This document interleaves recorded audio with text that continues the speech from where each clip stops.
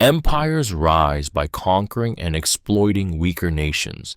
Empires have been built on the backs of those who had no voice, no power, and no choice. The reality of history shows us that the rise of great civilizations and empires is often founded upon the violent subjugation and exploitation of weaker nations. This is not the idealized version of nations spreading culture and enlightenment, but a brutal truth that paints a much darker picture.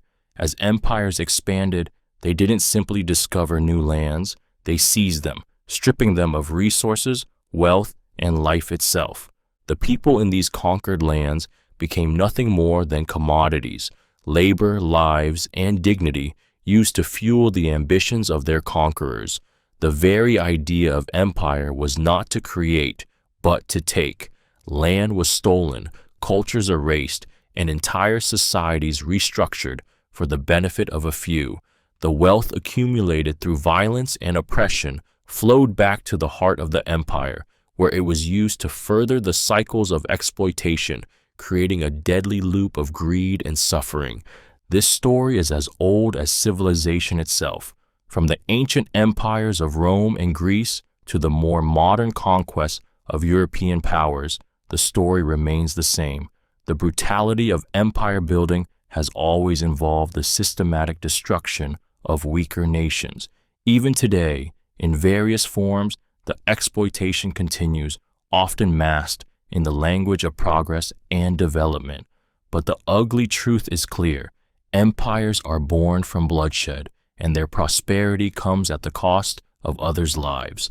The cost of their rise was, and still is, measured in suffering and sacrifice, forgotten by those who benefit from the triumph. Wars are often started by the greed and ambitions of the few, but fought by the many. Throughout history, wars have not been driven by the will of the people, but by the ambitions and desires of a small, powerful elite. These individuals, whether they are kings, politicians, or corporate giants, initiate conflicts not out of necessity, but to satisfy personal greed, expand influence, or secure wealth. The decision to go to war is rarely made with the well-being of the masses in mind, but rather to serve the interests of the powerful few who remain far from the front lines.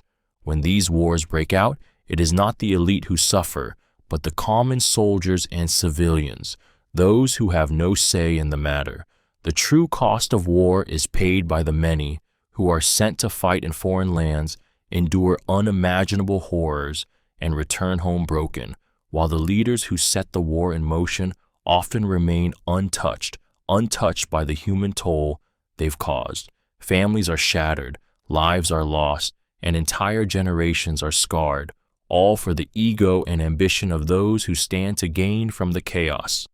In many cases, the justification for war is wrapped in the language of patriotism, honor, or defense, but the underlying truth is that it is the poor and disenfranchised who are used as pawns in a game of power. History is filled with wars that could have been avoided, yet were launched because a few individuals saw an opportunity for expansion or dominance. The bloodshed that followed was borne by those with no choice but to fight, their fates sealed by the selfish whims of others. The winners of wars write history, often rewriting the facts to suit their narrative. History, as we know it, is largely a product of the victors. When wars are fought, it's not the truth that is preserved, but the version of events that best serves those who come out on top. The narratives that emerge from the ashes of conflict are carefully shaped to justify the actions of the victors and to paint their enemies in the darkest light possible. What is presented as history is often a distorted version of events, molded to create heroes out of the conquerors and villains out of the defeated. The stories that shape our understanding of the world are too often based on propaganda, political agendas, and the desire to consolidate power. This manipulation of history goes beyond simple retelling. It involves erasing or downplaying uncomfortable truths, silencing the voices of the oppressed, and rewriting the actions of those who lost. The brutal reality is that wars are not just fought on battlefields, but on the pages of history books, where facts are bent and erased to serve the interests of the powerful. The losers, whose stories are often ignored or distorted, become mere footnotes, while the victors establish the version of reality that suits their goals. This pattern is repeated time and again. The powerful rewrite the history of their victories, ensuring that the lessons of war are lost, distorted, or buried beneath layers of myth and national pride. The true cost of conflict, the suffering of the innocent, and the corruption of power are frequently erased from the official narrative. What we learn as history is often a far cry from the raw, painful truth of what actually transpired, and those who believe they know the past are often living in a world built on the lies of those who won the battle, but not the war for truth. People in power often lie to maintain control and manipulate public opinion. The harsh truth about those in power is that their greatest weapon isn't strength or wealth, it's deception. Throughout history, leaders have used lies as tools to manipulate public opinion, consolidate their control, and create narratives that benefit their rule. Whether it's downplaying economic crises, exaggerating threats, or spinning events to cast themselves as heroes, those in power have consistently twisted the truth to suit their needs. They don't just lie in times of war or crisis, they lie to shape the very reality that the public believes. The reason this manipulation works is rooted in human nature. People are more likely to believe what they're told, especially when it aligns with their emotions or the desires of the times. When leaders craft stories that evoke fear, pride, or hope, they gain the loyalty and obedience of the masses. Lies become the foundation of control, making it easier to divide, conquer, and distract. Even in the modern age, where information is abundant, power still resides in the hands of those who can control the narrative. This isn't just a tactic of ancient kings or tyrants, it's something seen in every era. From political leaders who misrepresent economic conditions to media outlets that spin events in favor of the powerful, the public is constantly fed half-truths, exaggerations, and outright fabrications. The more people believe these lies, the more power the rulers have to shape their future. And as history shows, the people who pay the ultimate price for this manipulation are often those who were unaware they were being played all along. The truth, when it finally comes out, is often too late to undo the damage caused by decades of lies.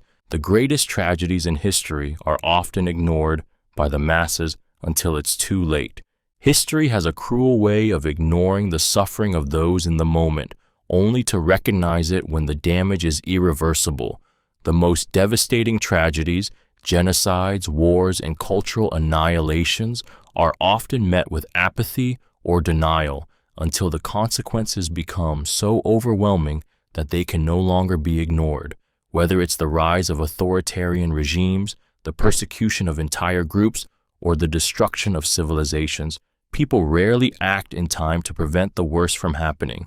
They are often distracted by their own concerns, manipulated by those in power, or simply too numb to realize the magnitude of the crisis unfolding before them.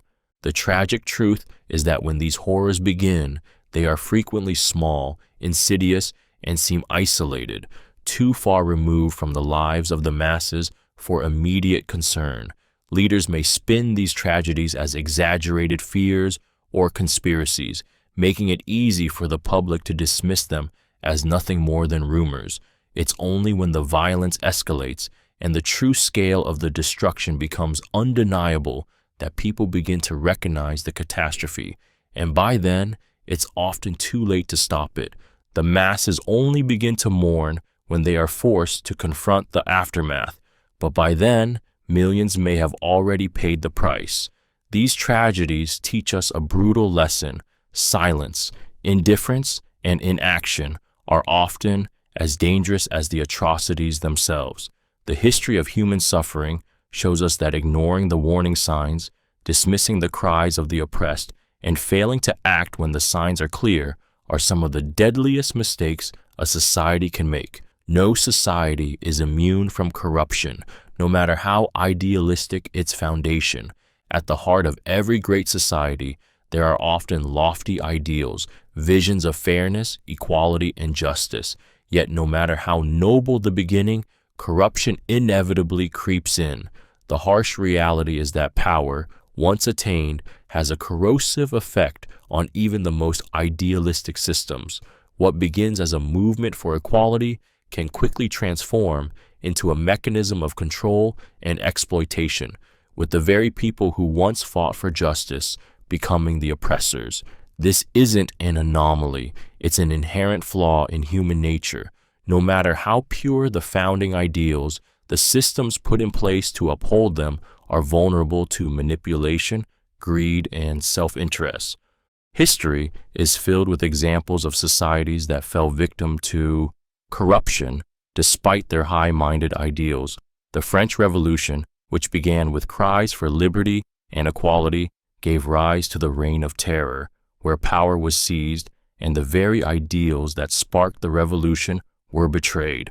The Soviet Union, founded on the principles of socialism and equality, devolved into a totalitarian state ruled by a corrupt elite. The United States, with its founding creed of freedom and democracy, still grapples with systemic inequality, corporate influence, and political corruption that taint its ideals. The issue is not just the abuse of power, but the fact that corruption is built into the system. Over time, the mechanisms that were meant to safeguard freedom and fairness are hijacked by those who seek to preserve their power. The longer a society exists, the more entrenched the corruption becomes. The tragic truth is that no society, no matter how idealistic, can escape the slow decay of corruption. It's not a matter of if, but when. And the question remains, how long will it take before the very ideals they were founded on are completely overshadowed by the greed and selfishness of those in charge? Power often requires brutal repression and violence to maintain control. The most brutal truth about power is that it is rarely held without violence. History shows that the most enduring empires, governments, and regimes have always relied on the systematic use of force to suppress dissent and maintain control, whether it's military force, police brutality, or the use of fear to silence opposition. Power often thrives in environments where violence is normalized. Those in positions of authority understand that to rule without challenge, they must instill a deep fear in the hearts of their citizens, ensuring that rebellion is not only dangerous, but almost unthinkable. The mechanisms of control are diverse: prisons, torture, mass executions, surveillance, and intimidation. Yet at their core, they all have one purpose: to break the spirit of resistance and ensure compliance. When a society is governed by fear, the people are less likely to question the system, less likely to rise up, and more likely to accept their oppression as a part of life.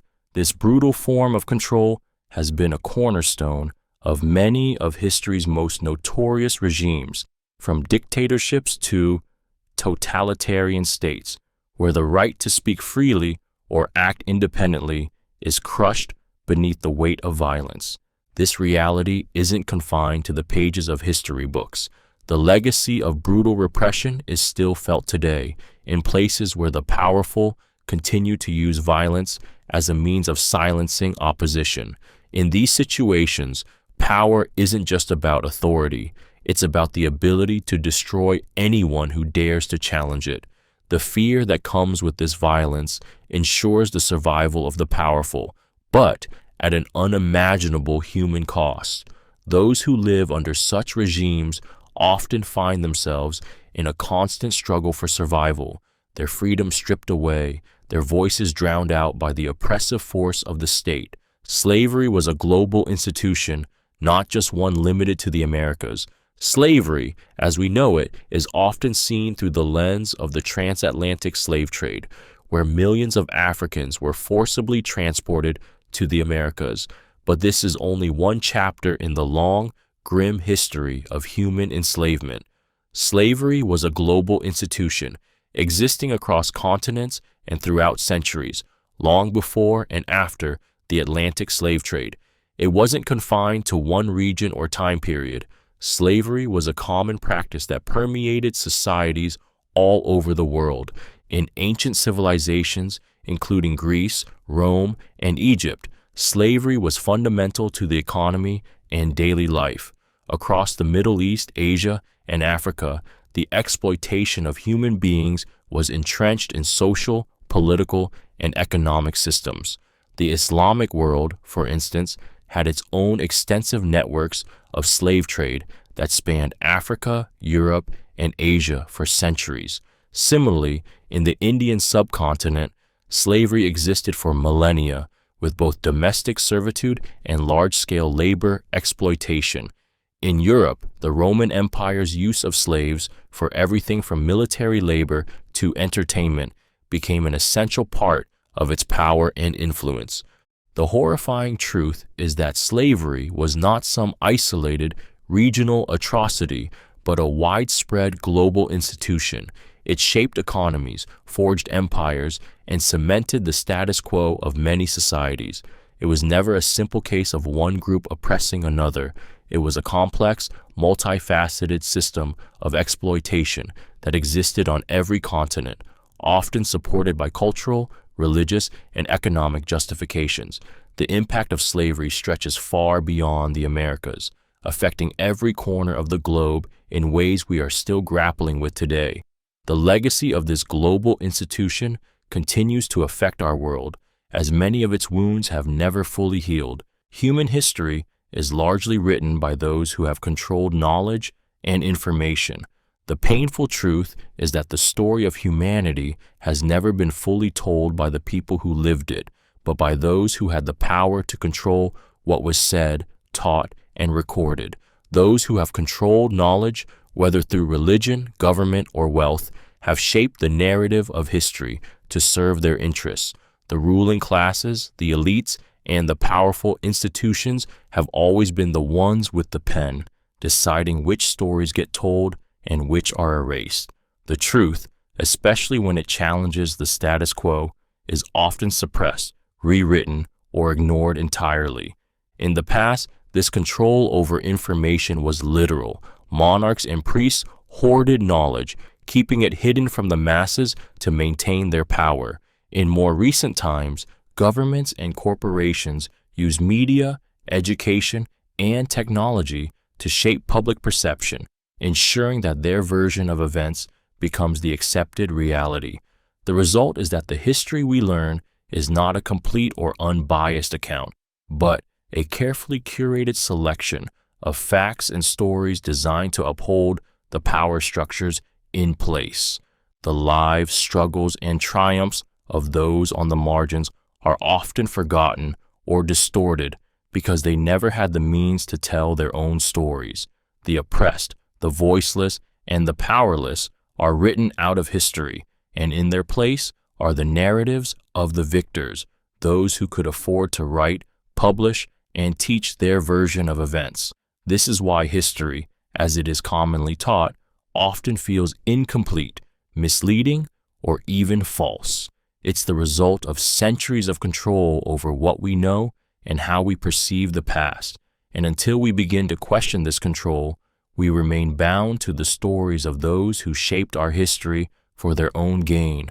Most wars are fought over resources, not ideals. While the rhetoric of war is often cloaked in the language of ideology, freedom, or defense, the brutal truth is that most wars are actually driven by a much more tangible, material motive: resources. From the earliest tribal conflicts to modern global warfare, the underlying reason nations go to war is often the desire to control land, wealth, and the natural resources that sustain power. Oil, minerals, water, fertile land, these are the true treasures that fuel conflict. Ideals and lofty causes are used to rally the masses, but the driving force behind most wars is the simple need to acquire, control, or defend what is essential for survival and dominance. The history of war is littered with examples where resource control was the primary objective. The expansion of the Roman Empire, for instance, was motivated by the need to control grain-producing regions, while the scramble for Africa in the late 19th century was largely about securing raw materials like rubber, gold, and oil. In the 20th century, conflicts like the Gulf War or the invasion of Iraq weren't about democracy or ideology. They were about securing oil reserves and geopolitical power. Even when wars are framed as ideological struggles, such as in the Cold War or religious conflicts, the underlying reality is often that one side seeks to control or deny access to vital resources. This brutal truth cuts to the core of human nature. Nations, groups, and even individuals will fight not just for lofty ideals, but for the physical means to sustain themselves and increase their power. The lofty ideals of liberty, justice, and peace are often nothing more than a mask for the raw and relentless pursuit of wealth and resources that fuel wars across history. The pursuit of wealth often leads to the destruction of entire civilizations. The relentless quest for wealth has been the driving force behind the collapse of many once great civilizations. Time and again, societies have been consumed by their own greed, expanding beyond sustainable limits and exploiting resources and people to fuel insatiable desires for wealth. In their pursuit of riches, empires have overexploited the very foundations that allowed them to thrive, depleting natural resources, enslaving populations, and destroying ecosystems in the process. The need to accumulate wealth often blinds rulers and leaders to the long-term consequences of their actions, leading to the inevitable downfall of the civilizations they built. In ancient civilizations like Rome and the Aztecs, the pursuit of wealth wasn't just a byproduct of success. It was the central motive that drove their expansions, conquests, and development. As empires grew, so did their demands for resources. They plundered other nations, taxed their people heavily, and ultimately destabilized the delicate systems that once sustained them. The wealth they amassed was fleeting, and the power it granted them was built on unsustainable practices. As resources ran dry, social systems collapsed, and the once glorious empires turned to dust. Even in more modern times, we see the same pattern. Unchecked greed leads to environmental degradation, social inequality, and the disintegration of once prosperous nations. The search for wealth often ignores the ethical implications, and in doing so, it sows the seeds of a civilization's collapse. In the end, the wealth accumulated by a few becomes a poison that destroys the very world that enabled them to thrive. The cost of this greed is paid not only in the destruction of the environment, but in the suffering of entire populations who bear the brunt of this insatiable hunger for more. Many revolutions have failed because their leaders became just as corrupt as the ones they overthrew. Revolution is often born from the cries of the oppressed, driven by the hope for change, for a better life. But the brutal truth is that many revolutions have ended in failure because the very leaders who promised liberation became as corrupt, greedy, and power-hungry as the rulers they replaced. The idealism that fueled the revolt often fades when power is within reach, and those who once championed justice and equality become entangled in the same corrupt systems they fought against. What starts as a battle for freedom and equality often devolves into a power struggle. Leaders, intoxicated by their newfound authority, begin to prioritize their own survival and personal interests over the very people they promised to uplift. The desire to maintain control leads to oppression, violence, and betrayal. The revolutionaries, who were once the voices of change, become the very dictators they once condemned.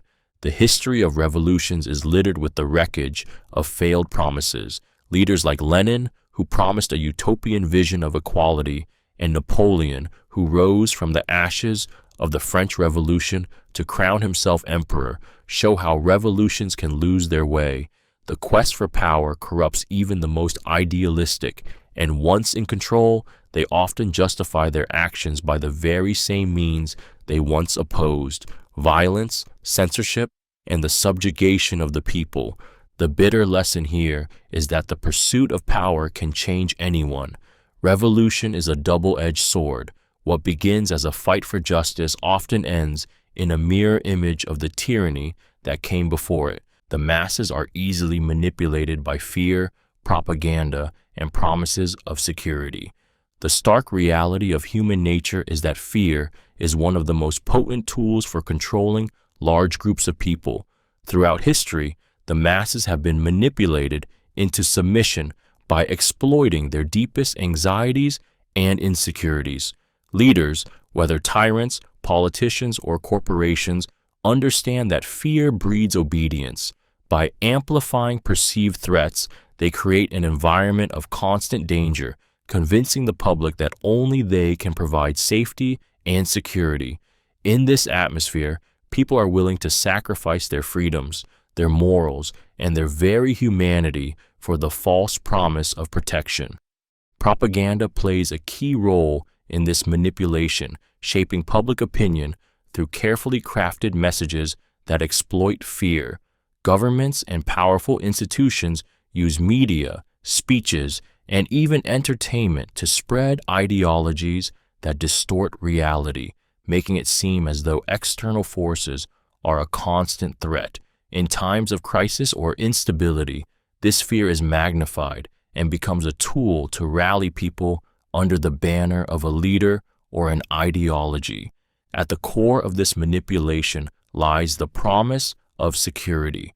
When people are afraid, they turn to those who offer a solution, even if that solution comes at the cost of their rights or their dignity.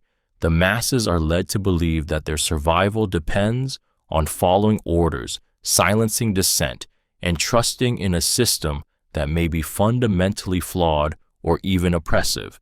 The sad truth is that, time and again, fear and propaganda have been used to convince ordinary people to accept authoritarian rule, justify wars, and perpetuate injustices. What's worse is that they often do so willingly, deceived by the illusion of safety. The price of this manipulation is always paid in the loss of freedom and the erosion of critical thought. Technology has always been used for both progress and destruction. Throughout history, every technological advancement has been a double-edged sword, capable of fostering progress or wreaking havoc. The development of tools and machines has revolutionized society, propelling humanity forward in countless ways. Yet, time and time again, those same advancements have been turned towards destruction, serving the darker side of human nature. Whether for war, control, or exploitation, technology has repeatedly been harnessed to conquer, destroy, and manipulate. Take, for example, the invention of the atomic bomb. The same scientific breakthroughs that led to advancements in medicine and energy production also gave rise to one of the most devastating weapons in history, capable of wiping out entire cities in an instant. Similarly, the invention of the airplane, which opened up new possibilities for travel and commerce, was quickly adapted for bombing raids during both world wars.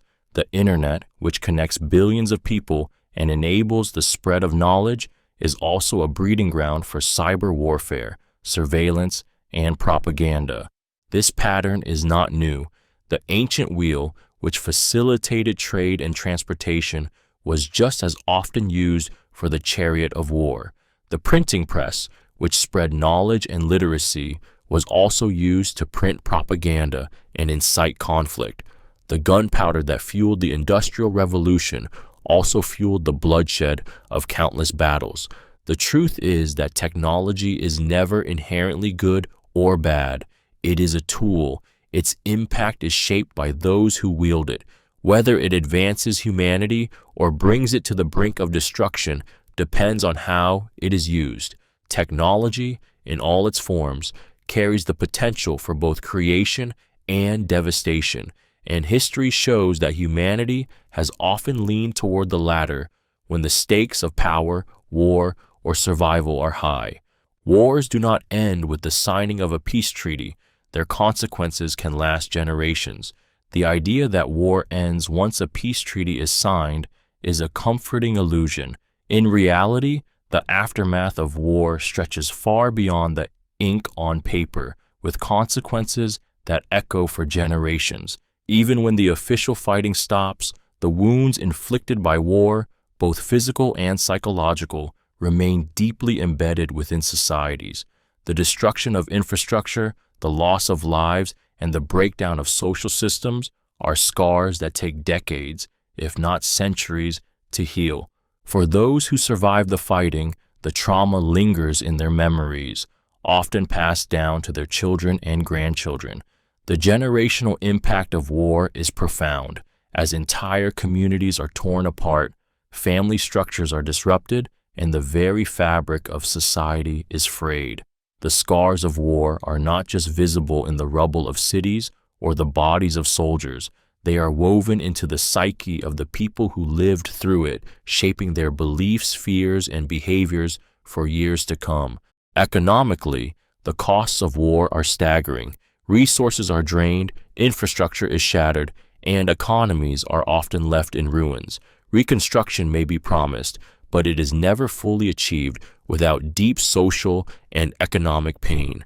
Nations that emerge from war may have peace, but they do not have stability. The rebuilding process can be slow, unequal, and fraught with tension, leaving entire generations to deal with the fallout of decisions made by those who fought the war in the first place. The impact of war is felt long after the treaties are signed, sometimes in ways that aren't immediately visible.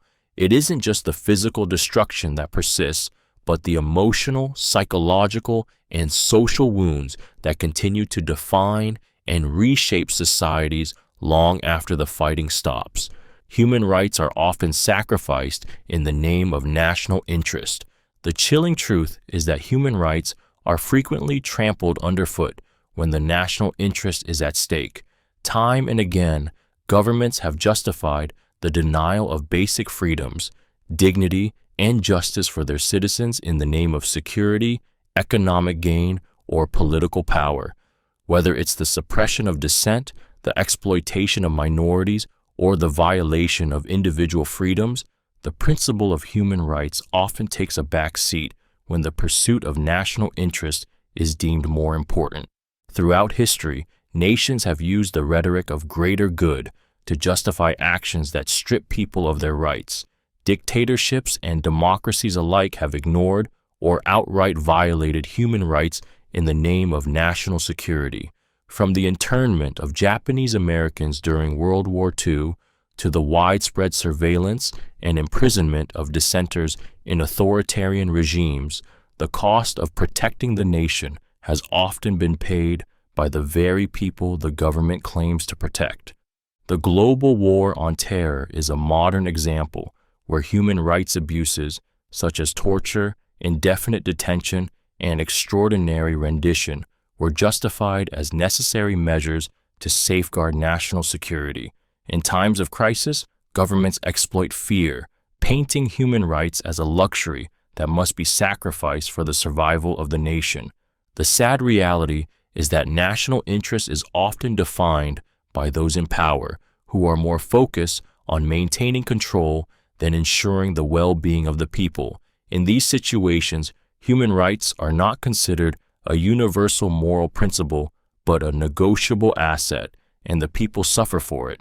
The fundamental truth remains: when the nation's interests are prioritized, it is the rights of the individual that are most often sacrificed. Most genocides were carried out with widespread public support or indifference. The chilling truth behind many of history's most horrific genocides is that they didn't occur in isolation, but with the tacit approval or indifference of the general public. These atrocities, which resulted in the systematic extermination of entire groups of people, were not just carried out by the elites or military leaders. They were enabled by ordinary people. The public, either through active support or passive indifference, allowed these horrors to unfold, often with little more than empty protests or a hollow sense of moral outrage when it was already too late. In some cases, entire populations rallied behind the perpetrators, convinced by propaganda, fear, or hatred that the genocide was necessary for the survival or prosperity of the nation. Leaders and governments have long known how to use fear, dehumanization, and misinformation to turn public opinion in favor of mass murder. They paint their victims as the enemy or the other, labeling them as threats to the nation's survival, which makes violence against them seem not only acceptable but righteous. In other instances, the public was simply indifferent, uncaring, or unwilling to confront the suffering of those being targeted. People turned a blind eye, perhaps because the victims were far away or seen as undeserving of empathy. The idea that it doesn't affect me allowed the atrocities to continue unchecked. Over time, the scales of violence tipped, and what could have been stopped became unstoppable. The brutal truth is that genocides don't happen in a vacuum. They require the silence, indifference, or support of the masses who allow the ideology of hatred and fear to take root. History repeatedly shows that the capacity for mass violence exists not just in the hands of the perpetrators, but in the collective will of the people who either cheer them on or fail to stop them. The rich and powerful rarely face consequences for the damage they cause. Power, wealth, and influence often provide a shield that protects the rich and powerful from the repercussions of their actions. Throughout history, those at the top of society have been able to exploit, harm, and even destroy the lives of the less fortunate without ever facing true accountability. Whether through economic manipulation, political corruption, or environmental destruction, the powerful have often left a wake of devastation while remaining untouchable by the systems that should hold them accountable. The laws and systems that are meant to protect the public are often bent or ignored for the benefit of those who have the means to sway them. Take, for instance, the countless corporate scandals where CEOs and executives have caused financial ruin, environmental damage, or public health crises, only to walk away with golden parachutes, lucrative deals, and little to no personal consequence. From the Enron collapse to the 2008 financial crisis, the perpetrators of massive harm often escape unscathed, while ordinary people bear the weight of the fallout. Political leaders, too, have long used their power to shield themselves from the fallout of wars, economic ruin, and human rights violations, often claiming national interests or simply using their status to avoid legal action. The reason this injustice persists is simple. The systems of power are built to protect the powerful. They create loopholes, form alliances, and manipulate public opinion to ensure that they remain in control, even after causing untold damage. History has shown us time and time again that the rich and powerful are rarely held accountable for their actions, and instead, the cost is paid by the marginalized, the poor, and the vulnerable. In the end, it's the ordinary people who bear the burden of the damage, while those who caused it continue to thrive in the shadows of their influence. Colonization was never about civilizing other cultures, but about exploiting them. The narrative that colonization was a mission to civilize indigenous populations is one of the most pervasive and destructive lies in history. In truth, colonization was never about bringing progress or enlightenment to uncivilized peoples. It was about control, domination, and the extraction of resources. European powers, and later other colonizing nations, justified their brutal actions by framing them as acts of benevolence, offering civilization in exchange for the riches they plundered and the labor they exploited. But at its core, Colonization was a violent enterprise driven by greed and the desire for power. The exploitation began with the forced extraction of natural resources, gold, silver, rubber, and crops, resources that were taken from the land and its people, often with horrific consequences.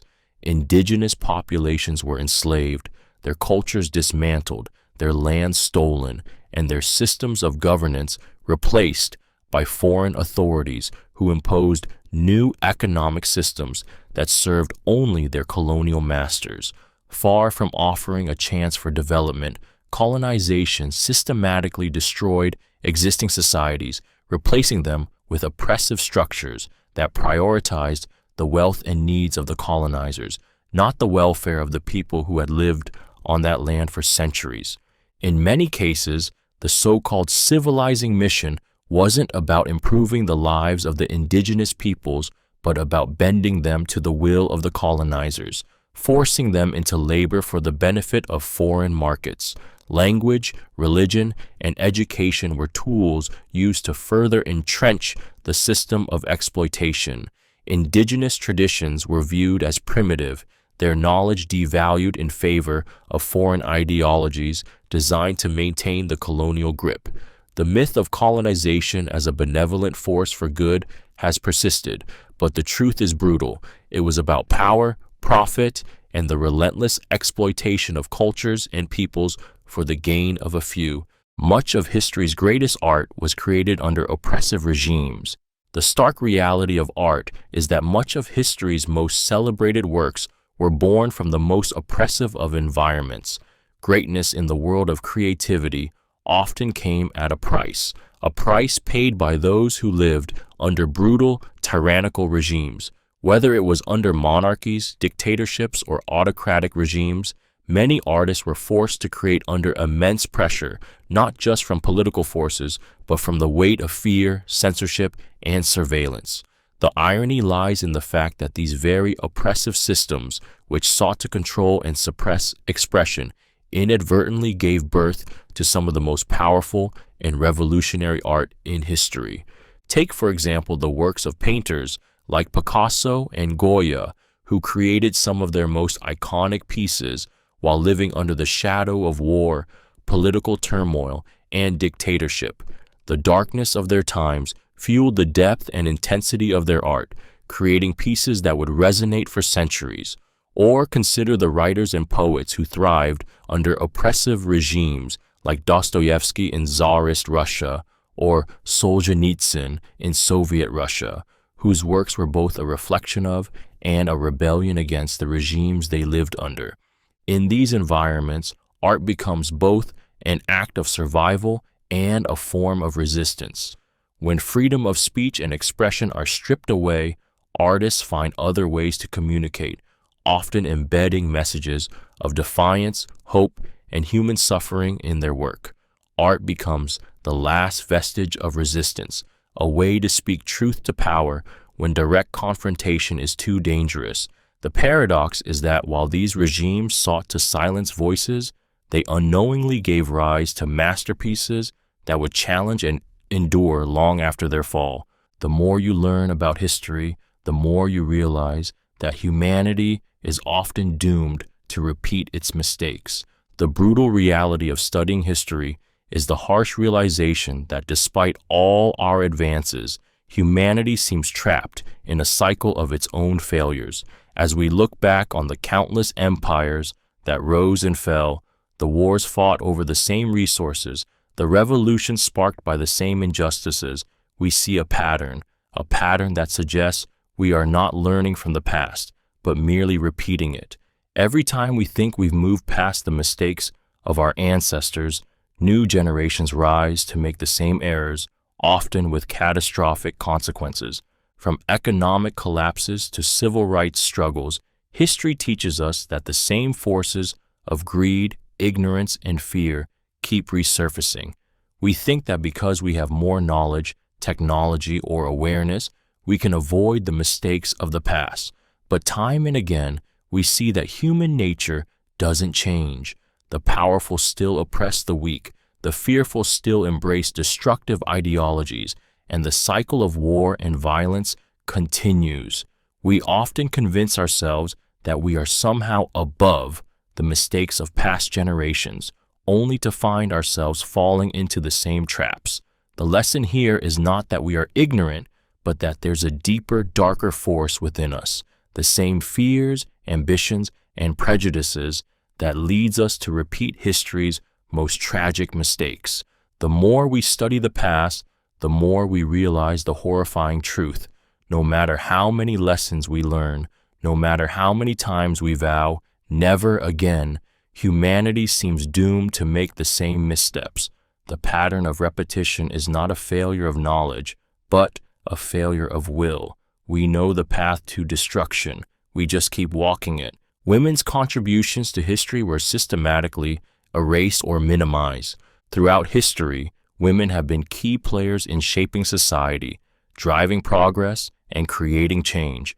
Yet, their contributions have consistently been minimized or erased entirely from the historical narrative. For centuries, the achievements of women were either ignored or attributed to men simply because of a deeply ingrained societal belief that women's roles were secondary to men's. Whether in politics, science, art, or war, women's names were often omitted from the pages of history, their influence silenced or overlooked by a world that saw them as less important, less capable, or less deserving of recognition. Take the field of science, where women like Ada Lovelace, the first computer programmer, and Marie Curie, the first woman to win a Nobel Prize, made groundbreaking discoveries. Their work was often overshadowed by their male counterparts, and their contributions were minimized, if acknowledged at all. Even in the arts, women who produced some of the most brilliant works of literature, music, and visual art have been forgotten or relegated to the background. History was written by men, for men, and women's achievements were simply not considered worthy of preservation or celebration. Even in more recent history, women's contributions are often reduced to side notes, with their roles diminished in the grand narrative of progress.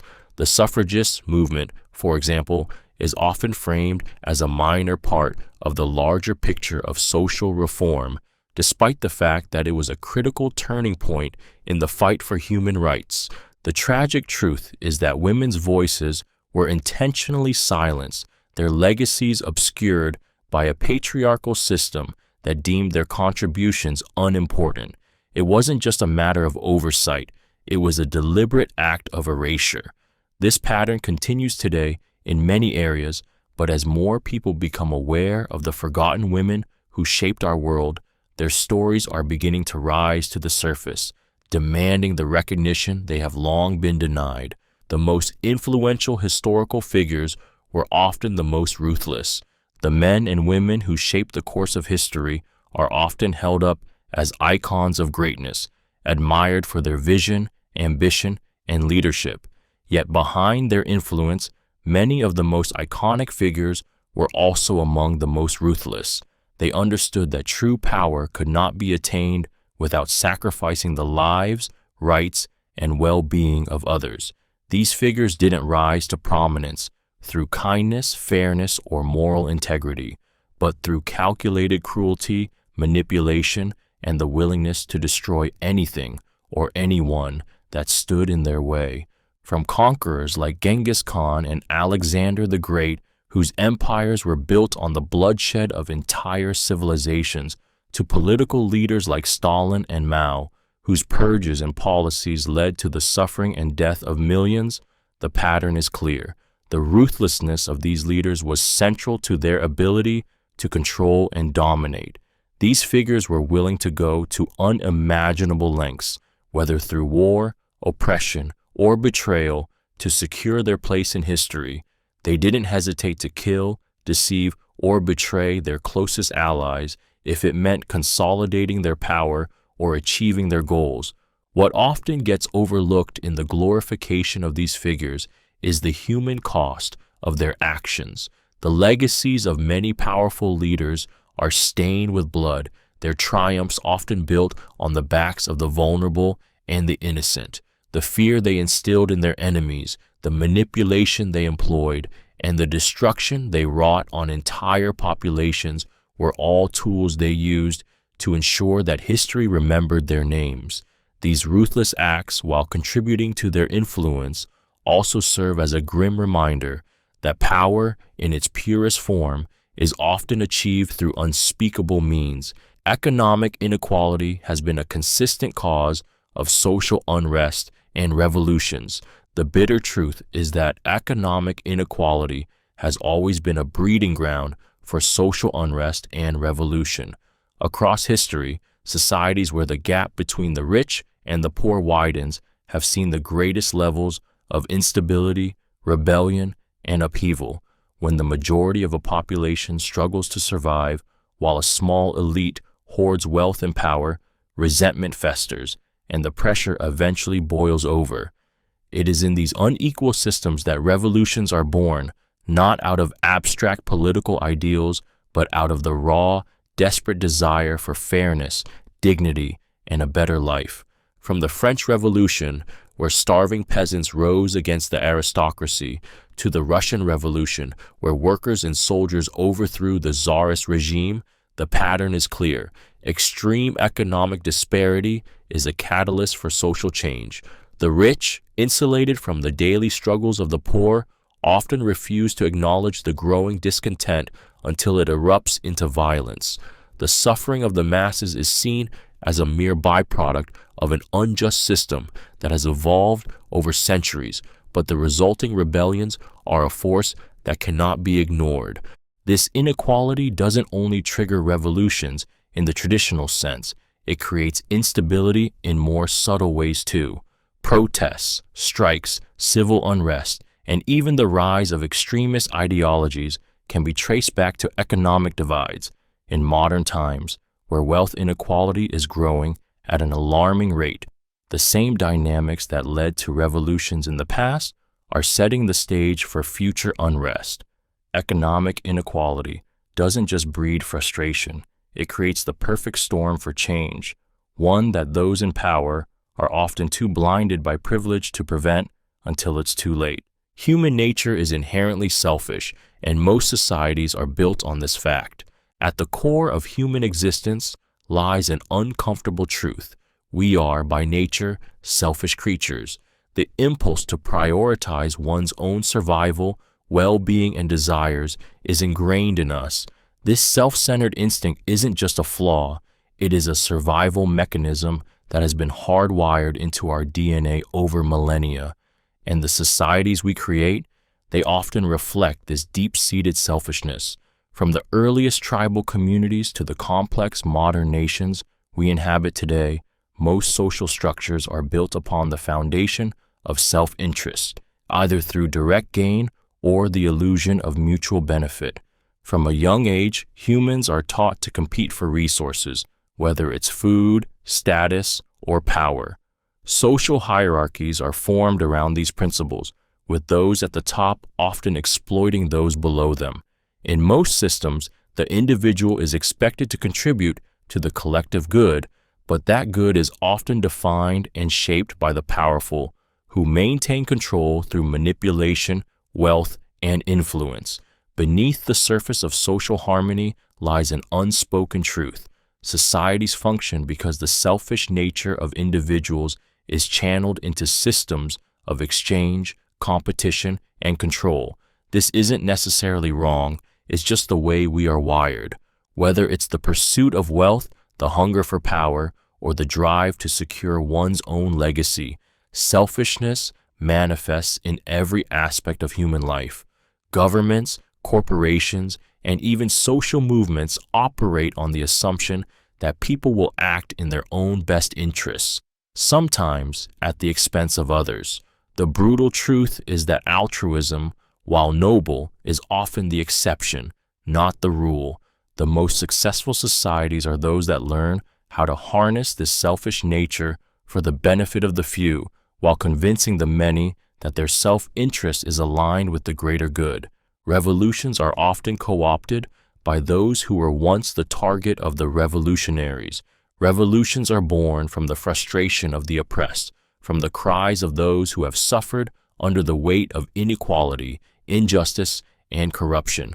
Yet, time and time again, history shows us that these revolutions, fueled by ideals of freedom, equality, and justice, are often hijacked by the very individuals or groups they sought to overthrow. What begins as a fight to dismantle oppressive systems can end with the rise of a new elite, as revolutionary leaders, once champions of the people, seize power for themselves, often replicating or even intensifying the very injustices they promised to eradicate. Take the Bolshevik Revolution in Russia, where Lenin and his followers toppled the Tsarist autocracy, only to establish a new regime that became just as repressive under Stalin. The French Revolution, driven by the aspirations of the common people for liberty and equality, ultimately gave rise to a new ruling class that imposed its own form of authoritarian control. The promise of social transformation is often consumed by the hunger for power, with revolutionary leaders becoming the new oppressors, making deals with the very systems they once condemned. This cycle of co-optation happens because those who rise to power in the chaos of revolution are often the same individuals who were able to navigate the power structures, manipulate popular sentiment, or crush resistance. As they gain control, they often lose sight of the ideals that sparked the revolution in the first place. What remains is a new elite, ruling with the same tactics of oppression, corruption, and suppression of dissent. The victims of the revolution, once hopeful for change, find themselves in the same or even worse circumstances as before, as their liberators become their new oppressors. The most prosperous periods in history often follow or precede periods of extreme violence. History reveals a brutal truth. The greatest periods of prosperity and growth often emerge from, or are built upon, the ashes of war, revolution, or deep societal turmoil. The cycles of human history are marked by violent upheaval, where nations, empires, or entire civilizations are shaken to their core. These moments of destruction, suffering, and chaos set the stage for periods of great advancement, wealth, and innovation, often because the old systems of power, once shattered, make room for new ideas, new leadership, and new opportunities. After the ravages of war or civil conflict, societies are forced to rebuild not just their infrastructure, but their political, economic, and social systems.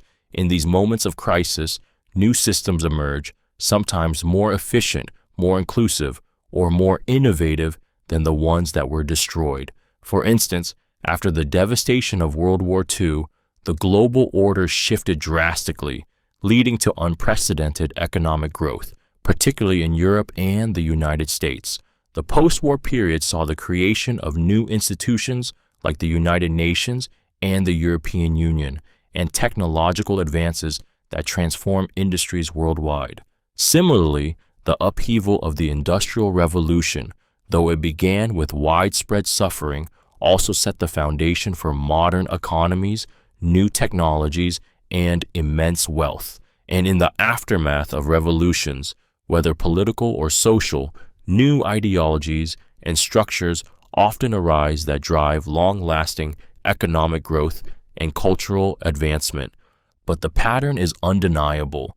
In the wake of extreme violence, destruction, and loss, societies have often found a way to rebuild, sometimes in more resilient or prosperous forms.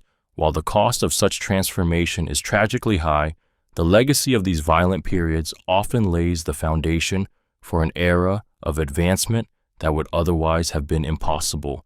Religious wars have been some of the bloodiest and longest in human history. The grim reality of religious conflict is that it has been the source of some of the most brutal and prolonged wars in human history.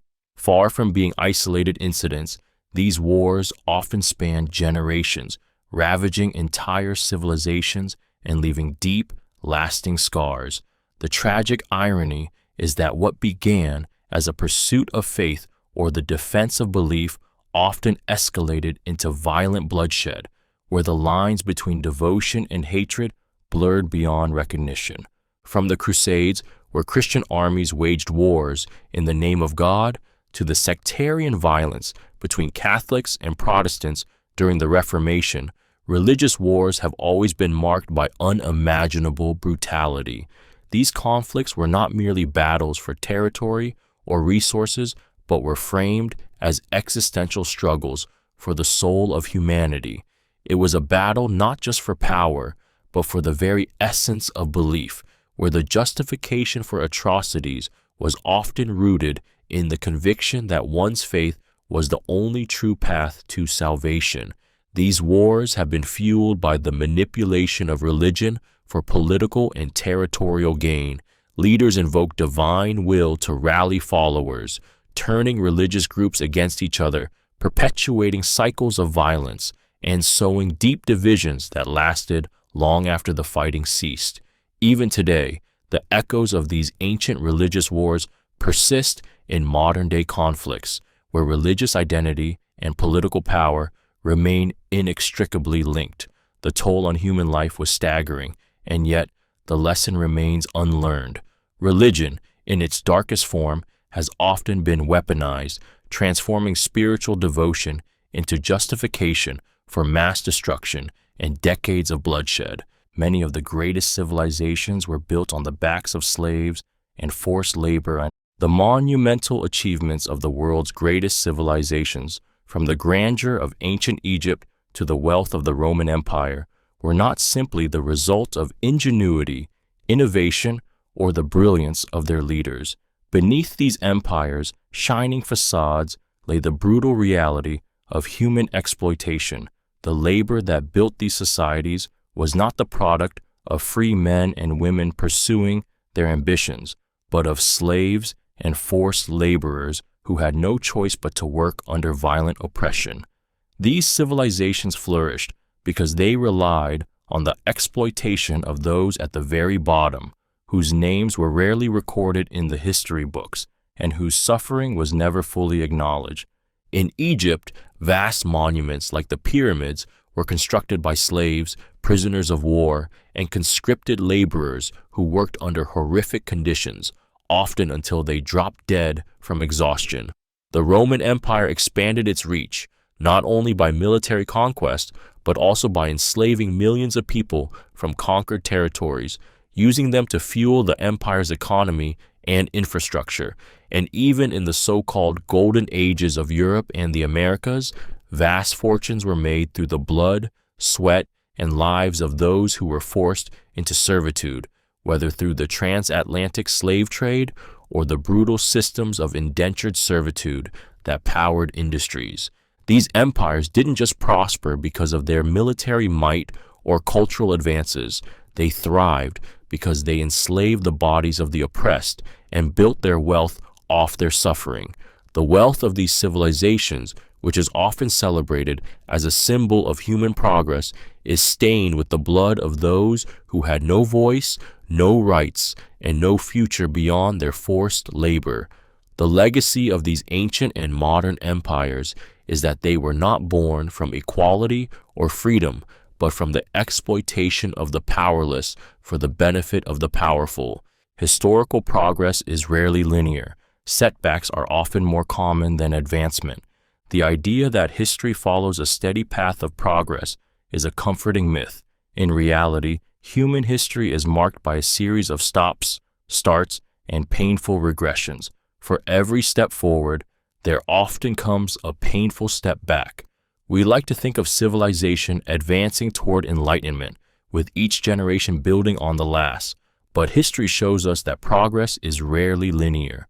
More often than not, it's a chaotic, unpredictable process of stumbling forward, only to be knocked back by wars, crises, or the resurgence of old systems of power and oppression. Consider the rise of democracy in the ancient world. While Athens pioneered some of the earliest ideas of democratic governance, the rise of autocratic empires and monarchies soon overshadowed it for centuries. The Renaissance, which sparked a cultural and intellectual explosion in Europe, was followed by the Dark Ages, a period of intellectual stagnation and brutal religious orthodoxy. The progress of civil rights and gender equality has been punctuated by violent setbacks, from the rise of segregation in the United States after the Civil War to the ongoing struggle for women's rights, despite the gains of past movements. This pattern is not accidental. It's a reflection of human nature, power dynamics, and the complexities of societal change. Progress is often met with fierce resistance from those who stand to lose power, and this resistance can cause societal regressions that undo hard-won victories. Revolutionary ideas can be co-opted, societal advancements can be reversed, and periods of peace can give way to devastating conflicts. The truth is, for every moment of historical advancement, there's a long stretch of setbacks, defeats, and battles fought, just to hold on to what has been gained. This cycle of forward movement, only to be pulled back, is what defines much of human history. The concept of freedom has often been manipulated to justify oppression. The term freedom has long been a weapon wielded by those in power, often twisted and manipulated to justify actions that, in reality, enslave or oppress others. Leaders and regimes have frequently cloaked their oppressive actions in the language of liberty, painting themselves as champions of freedom while simultaneously stripping it away from entire populations. The brutal truth is that the very concept of freedom has been co-opted to serve agendas that benefit the powerful at the expense of the vulnerable. From colonial powers who justified their exploitation of indigenous peoples by claiming to bring freedom and civilization to distant lands, to authoritarian regimes that promise national liberation while crushing dissent, history is full of examples where the cry for freedom was a smokescreen for oppression. The idea of freedom was used to justify slavery in the United States, where plantation owners presented themselves as protectors of liberty while denying freedom to millions of enslaved people. The language of freedom was used to maintain control, not to dismantle it. Similarly, during the Cold War, both sides of the ideological divide used the idea of freedom as a rallying cry. The United States positioned itself as the beacon of freedom, while it engaged in brutal covert operations and supported oppressive regimes around the globe to contain communism. Meanwhile, totalitarian states like the Soviet Union claimed to be liberating their people through state-controlled freedom, all while silencing opposition, controlling information, and punishing dissent. In these ways, freedom becomes a tool for manipulation, used to rally people under false pretenses, all while perpetuating systems of control, exploitation, and oppression. The truth is stark. The idea of freedom, when exploited by those in power, can become a justification for the very tyranny it claims to oppose. Nationalism is a powerful tool used to manipulate populations into sacrificing their lives for causes they don't fully understand. Nationalism, in its most potent form, is a weapon of mass manipulation, a tool that has been wielded throughout history to rally entire populations into wars, revolutions, and conflicts that often serve the interests of a few rather than the many. It taps into the deep human need for belonging and identity, creating a sense of unity that overrides reason, logic, and critical thought. In times of crisis or conflict, nationalist fervor can be harnessed to convince people to give up their lives, their dignity, and their futures for a cause they rarely fully comprehend, blinded by the glorified image of national pride and unity. Leaders, both past and present, have expertly exploited nationalism to create a sense of us versus them, a simplified dichotomy that frames any opposition as a direct threat to the nation's survival, identity, and values. With patriotic slogans and promises of honor, these leaders manipulate populations into fighting for causes that, upon closer examination, are often rooted in power struggles, resource control, or political agendas far removed from the lives of those who fight. The people who sacrifice their lives on the battlefield often do so under the belief that they are defending their homeland or securing their future, but in reality, they are pawns in a much larger game of political maneuvering and conquest. Nationalism clouds the mind, turning rational individuals into fervent believers in causes that have little to do with their personal well-being, whether it's in wartime, during times of political upheaval, or even in the pursuit of economic goals. Nationalism keeps populations aligned with the vision of their leaders, making them blind to the true costs. The painful truth is that the sacrifices made in the name of nationalism are often made in vain, with the real winners being those who manipulated the masses for their own gain. History often ignores the contributions of marginalized groups. One of the most painful truths about history is that it has been written to reflect the voices of the powerful, leaving the contributions of marginalized groups either distorted or entirely erased. The grand narratives of history often focus on the actions of kings, conquerors, and elites, while the countless innovations, sacrifices, and achievements of those on the fringes are left untold. Women, people of color, indigenous groups, and the poor have all been systematically excluded from the pages of history, despite their pivotal roles in shaping the world we know today. Take, for example, the countless inventions, medical breakthroughs, and artistic revolutions created by people who were never given credit because of their race, gender, or social status. Women like Ada Lovelace, whose work laid the groundwork for modern computing, or inventors from marginalized communities whose creations transformed industries, often went unrecognized in their lifetimes.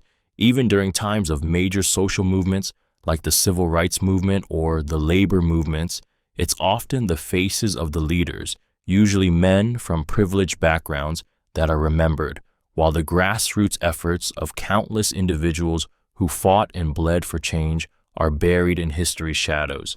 This erasure isn't accidental, it's a deliberate and ongoing process. By focusing on the accomplishments of the elite, history reinforces their dominance and power, while silencing the voices of those who were oppressed.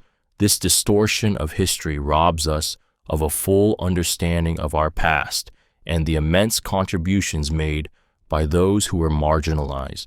The brutal truth is that history, as it is often told, is incomplete, shallow, and deeply biased, leaving out the very people who made it possible. Most human progress came from those pushing against the status quo, often at great personal risk.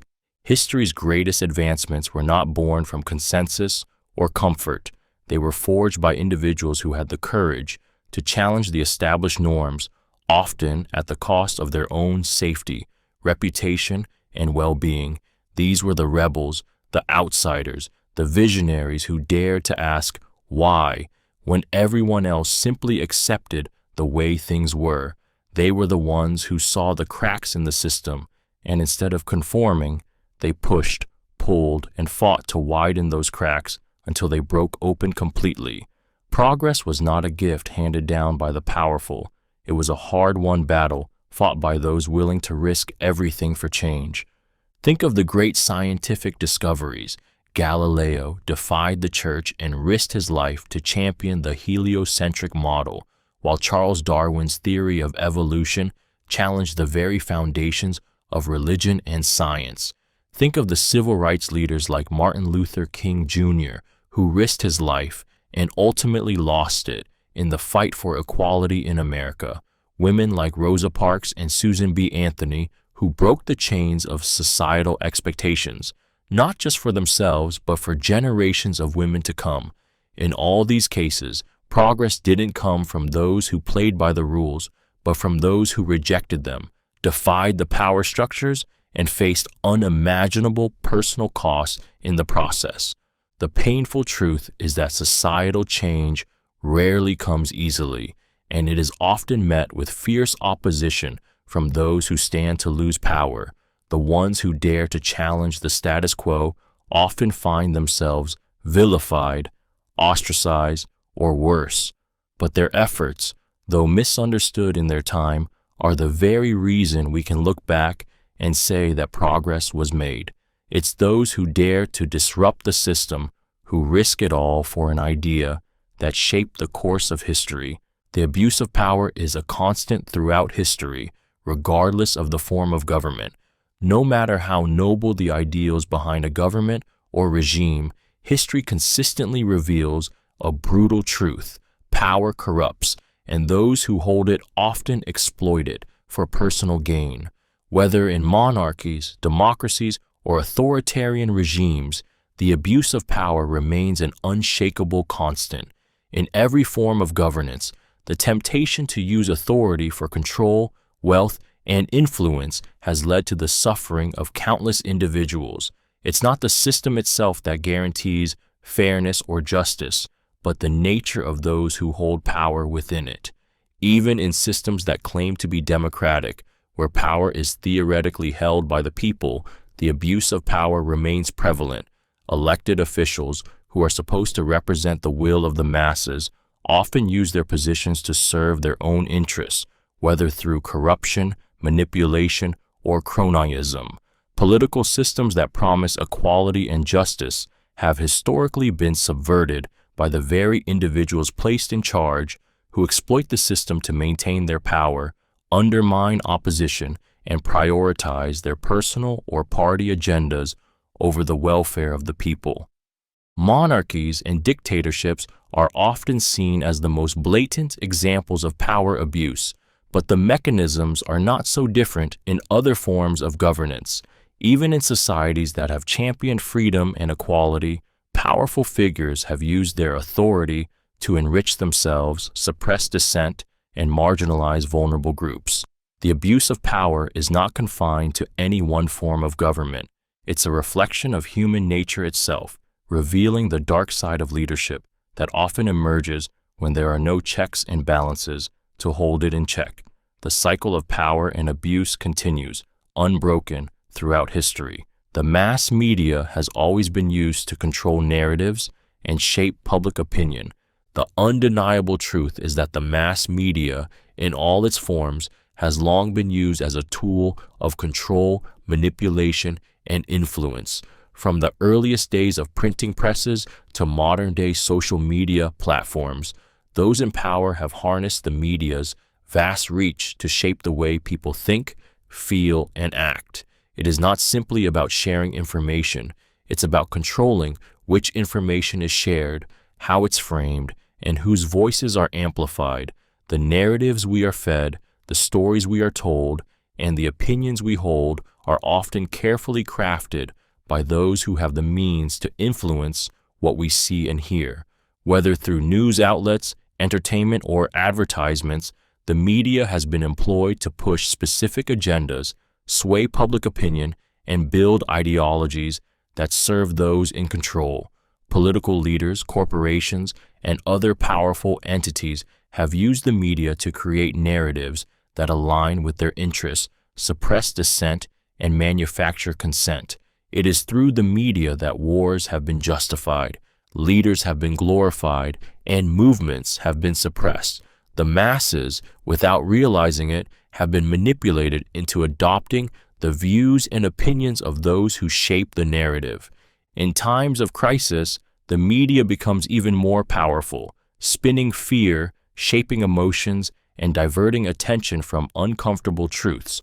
What's presented as objective news can be anything but. It is often a reflection of who holds the reins of power.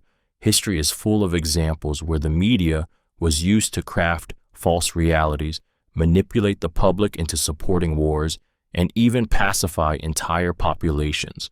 The real power of the media lies not just in delivering information, but in deciding which truths are told and how they are framed, forever altering the course of public opinion and societal behavior. Idealistic revolutions often become authoritarian regimes. The painful reality of revolutions is that they rarely live up to their lofty ideals. While revolutionary movements often begin with the promise of freedom, equality, and justice, they frequently end in tyranny. What starts as a fight against oppression, corruption, or injustice often evolves into a new form of authoritarian control, as the very leaders who once fought for liberty end up replicating the same oppressive tactics they once condemned.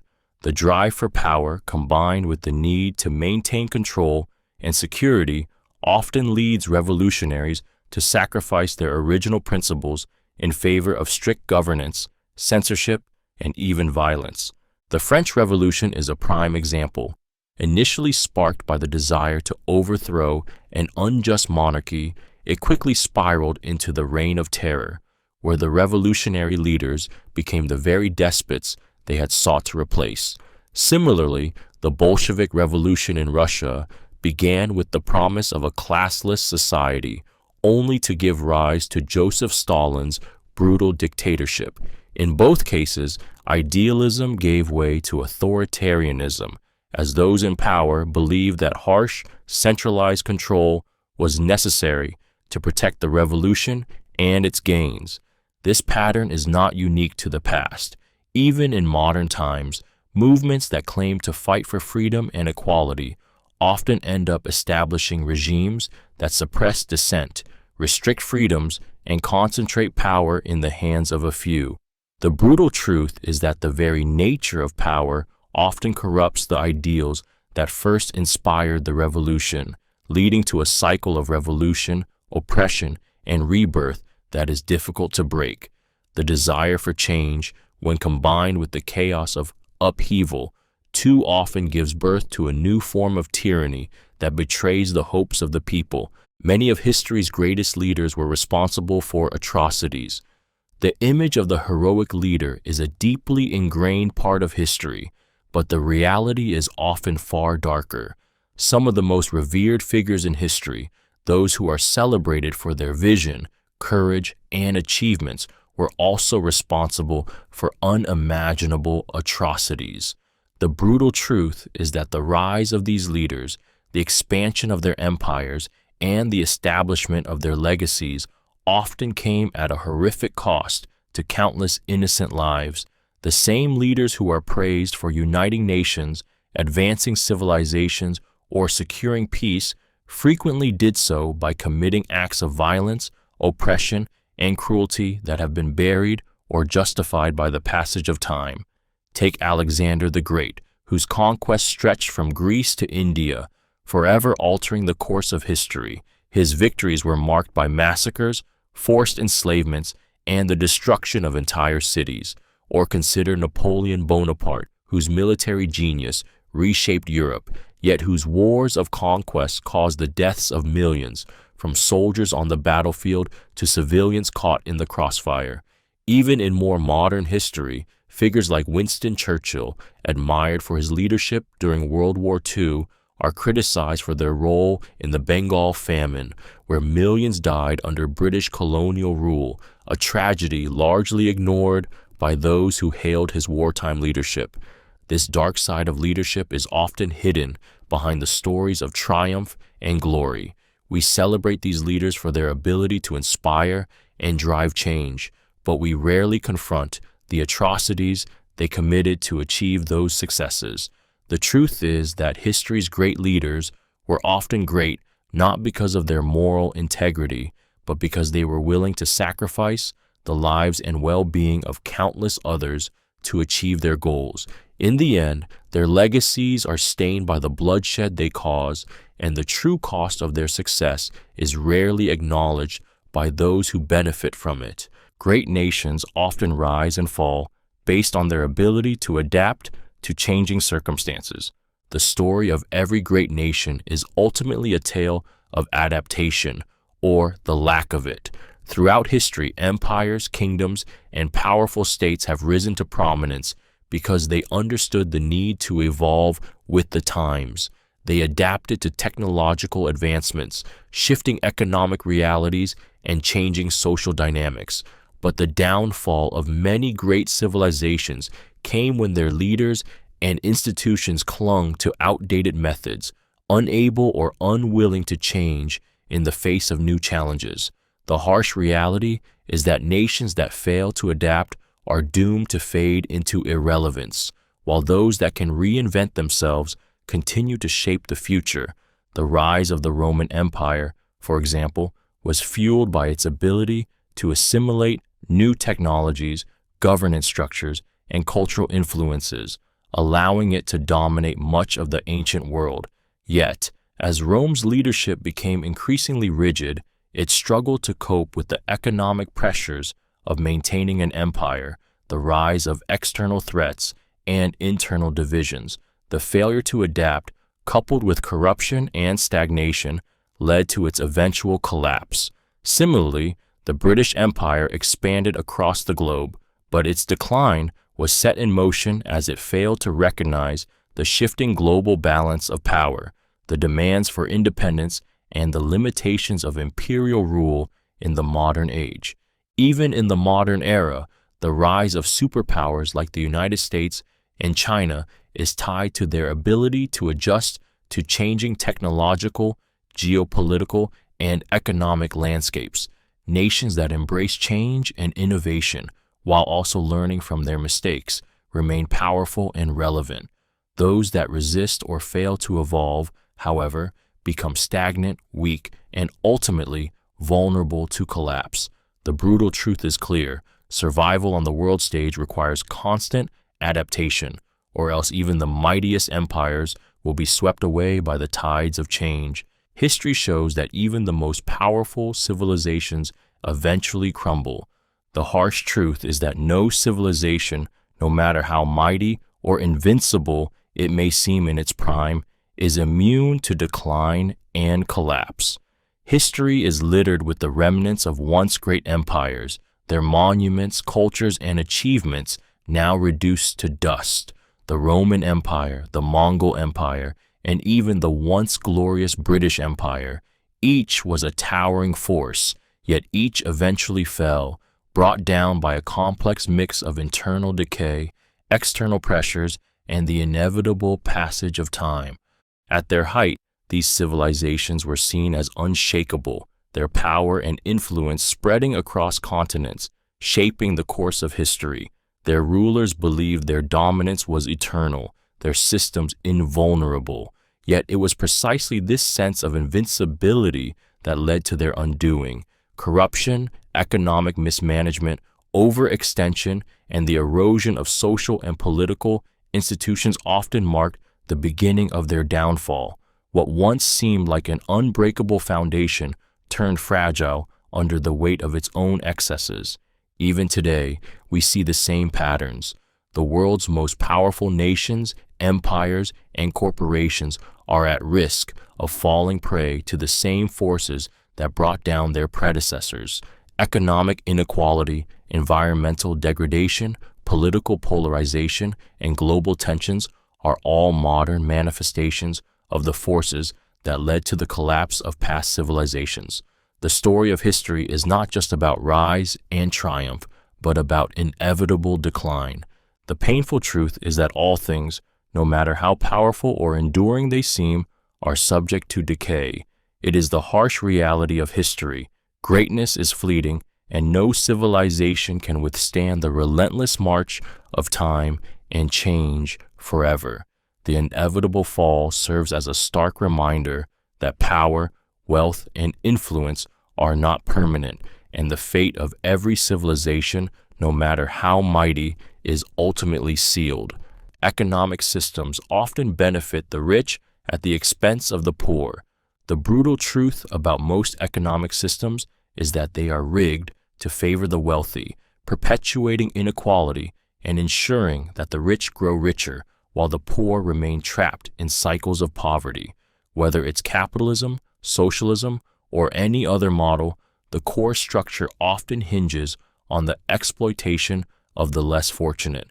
The powerful few hold the resources, control the capital, and manipulate the laws, ensuring that the flow of wealth is always in their direction.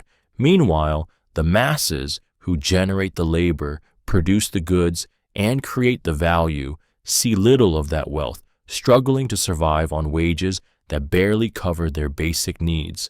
The richest in society often have the means to influence policy, tax laws, and corporate practices in their favor, securing loopholes and financial advantages that ordinary workers can only dream of. While corporations amass record profits, workers in those same companies are often left with stagnant wages and poor working conditions. The truth is that the rich, with their investments, offshore accounts, and inheritance, have created a system where their wealth is constantly protected and multiplied, while the poor continue to struggle for any semblance of upward mobility. Even in the face of economic downturns, it's the working class who bear the brunt, losing jobs, homes, and security, while the elite cushion their losses through bailouts, stock buybacks, and tax cuts. Economic systems have long been designed to consolidate power and wealth at the top, ensuring that those at the bottom remain just close enough to the edge of survival to keep working, but never quite reaching the possibility of true prosperity. This cycle of exploitation is not an accident, it's a feature of the system itself, ensuring that the poor remain powerless while the wealthy continue to dominate. Global trade has always been a tool of empire building and exploitation. Global trade, often hailed as the engine of prosperity and cultural exchange, has a far darker history. From the age of exploration to the rise of multinational corporations, trade has been used as a tool not for mutual benefit, but for domination, exploitation, and empire building. The truth is that the flow of goods and resources across borders has rarely been a fair exchange. Instead, it has been a mechanism through which powerful nations and empires extracted wealth from weaker countries while imposing their control and influence over them. Consider the transatlantic slave trade, one of the most brutal and exploitative systems in human history. European powers built their empires on the backs of enslaved Africans, forcibly transporting millions to the Americas to work on plantations, mines, and factories. The wealth generated from this trade fueled the rise of European economies, but it was built on suffering and brutality, with little benefit for the exploited. Similarly, the spice trade in Asia and the colonization of Africa were not driven by a desire for cultural exchange or mutual prosperity, but by the insatiable thirst for resources and control over land and people. Even in modern times, global trade remains an unequal and exploitative system. Wealthy nations continue to extract resources from the global south, paying little regard to the environmental or social costs. Corporations often exploit cheap labor in developing countries while reaping enormous profits and contributing to the growing wealth gap.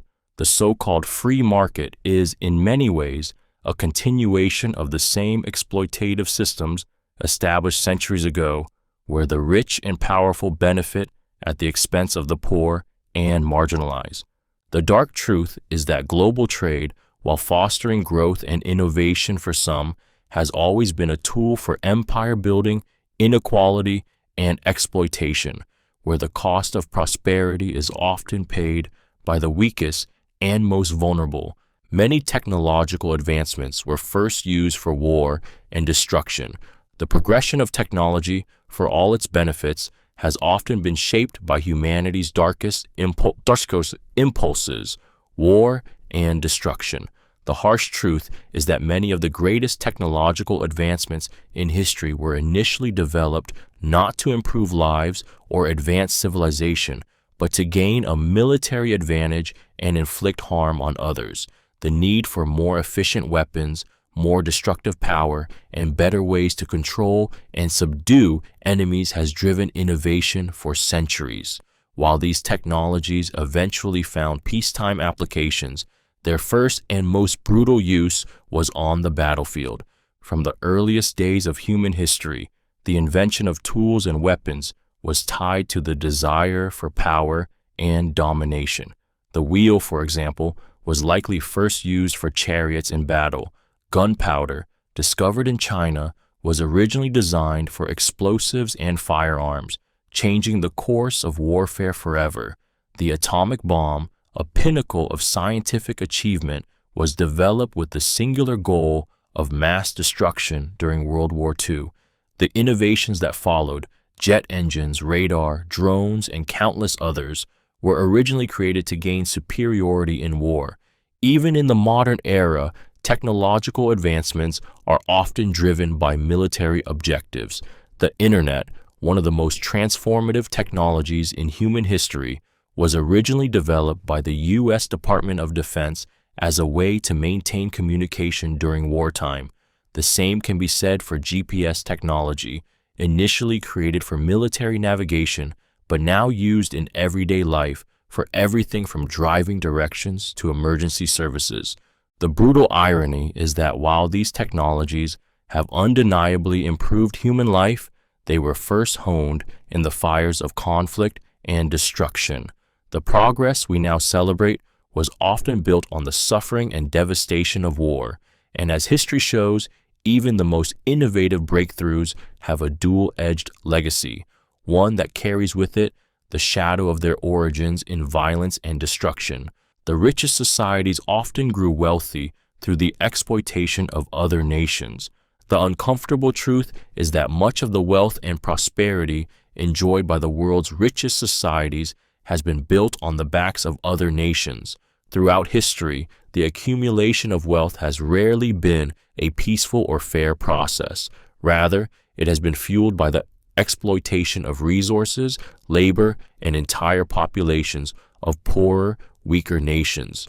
Whether through colonization, slavery, or economic manipulation, the wealthiest countries have often enriched themselves by siphoning off the wealth of others, leaving lasting scars on the societies they exploited. During the age of European imperialism, vast swaths of Africa, Asia, and the Americas were plundered for their resources, gold, spices, and raw materials, while their people were subjugated, enslaved, and forced into labor. The riches harvested from these colonies laid the foundation for the industrial revolutions in Europe and North America. The vast plantations of the Americas, where millions of Africans were enslaved, produced the cotton, sugar, and tobacco that fueled European economies, allowing them to prosper at the expense of the laborers who toiled under brutal conditions. Even today, many of the wealthiest nations continue to benefit from this legacy, often through modern forms of economic exploitation, such as unfair trade practices, debt traps, and resource extraction from developing nations. The global economic system is still stacked in favor of the rich, with wealth concentrated in a few powerful countries, while poorer nations are left to suffer the consequences of centuries of exploitation. The painful truth is that the prosperity of the richest societies has often come at the direct expense of the lives, cultures, and resources of others, and that inequity continues to shape the world in ways we can no longer ignore. Political leaders often make decisions based on personal gain rather than the welfare of the people. The unsettling truth about political leadership is that all too often decisions are driven not by the needs of the people, but by the personal desires of those in power. Political leaders, whether elected or appointed, frequently prioritize their own ambitions, whether it's securing more power, wealth, or influence over the well-being of their constituents.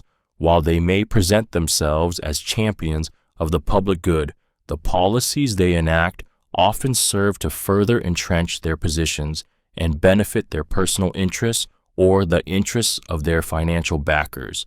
This is not a rare occurrence, but a systemic problem that undermines the trust and faith in the political system. Many of the laws, policies, and agreements that shape our lives are not created out of necessity or to address real problems, but to benefit the few who already have power.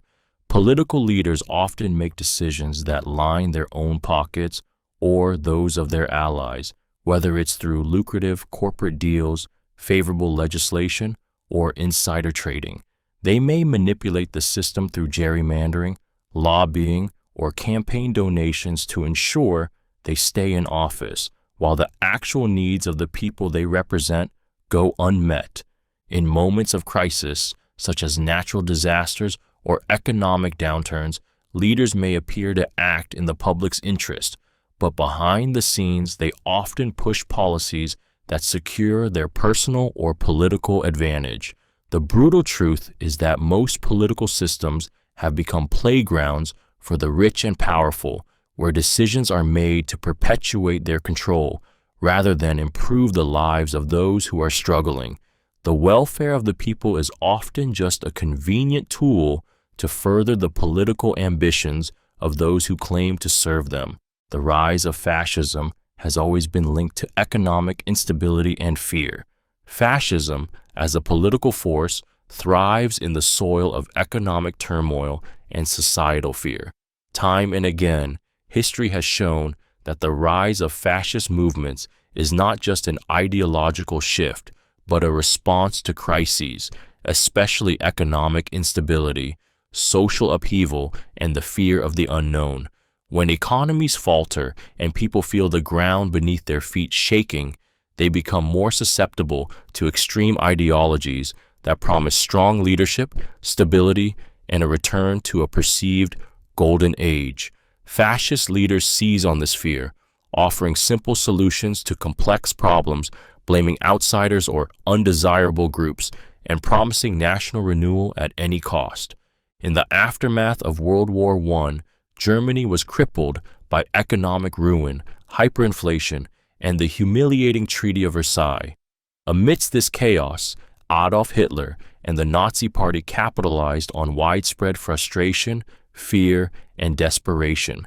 Hitler offered a vision of national pride and strength, blaming Jews, communists, and others for Germany's fall, and presenting himself as the only one capable of restoring the nation. The economic collapse, coupled with the fear of communism spreading across Europe, created fertile ground for fascism to take root.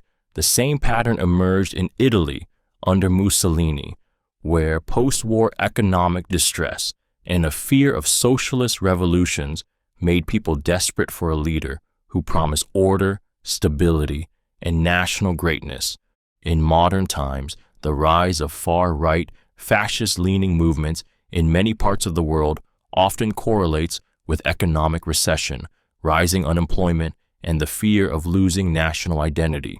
These movements thrive on scapegoating, blaming immigrants, minorities, or other marginalized groups for the problems that society faces, offering the false promise of an easy solution through authoritarian control.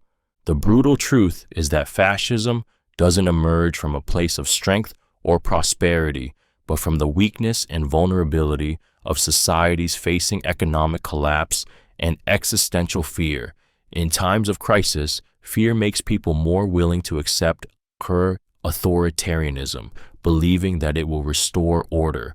Unfortunately, that same fear often leads to the rise of regimes that bring unimaginable suffering in the name of national unity and strength. The preservation of power often requires the suppression of dissent and free speech. Throughout history, those in power have understood a brutal truth. True control cannot be maintained without silencing opposition. The preservation of power is often not about strength or popularity, but about controlling the narrative, quashing any voices that challenge authority, and ensuring that dissent is suppressed.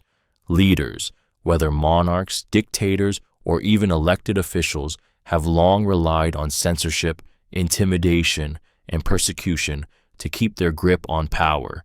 The idea of free speech, a cornerstone of democracy and individual rights, has often been sacrificed at the altar of control. When a government, regime, or ruler faces opposition, the instinct to preserve power can be overwhelming.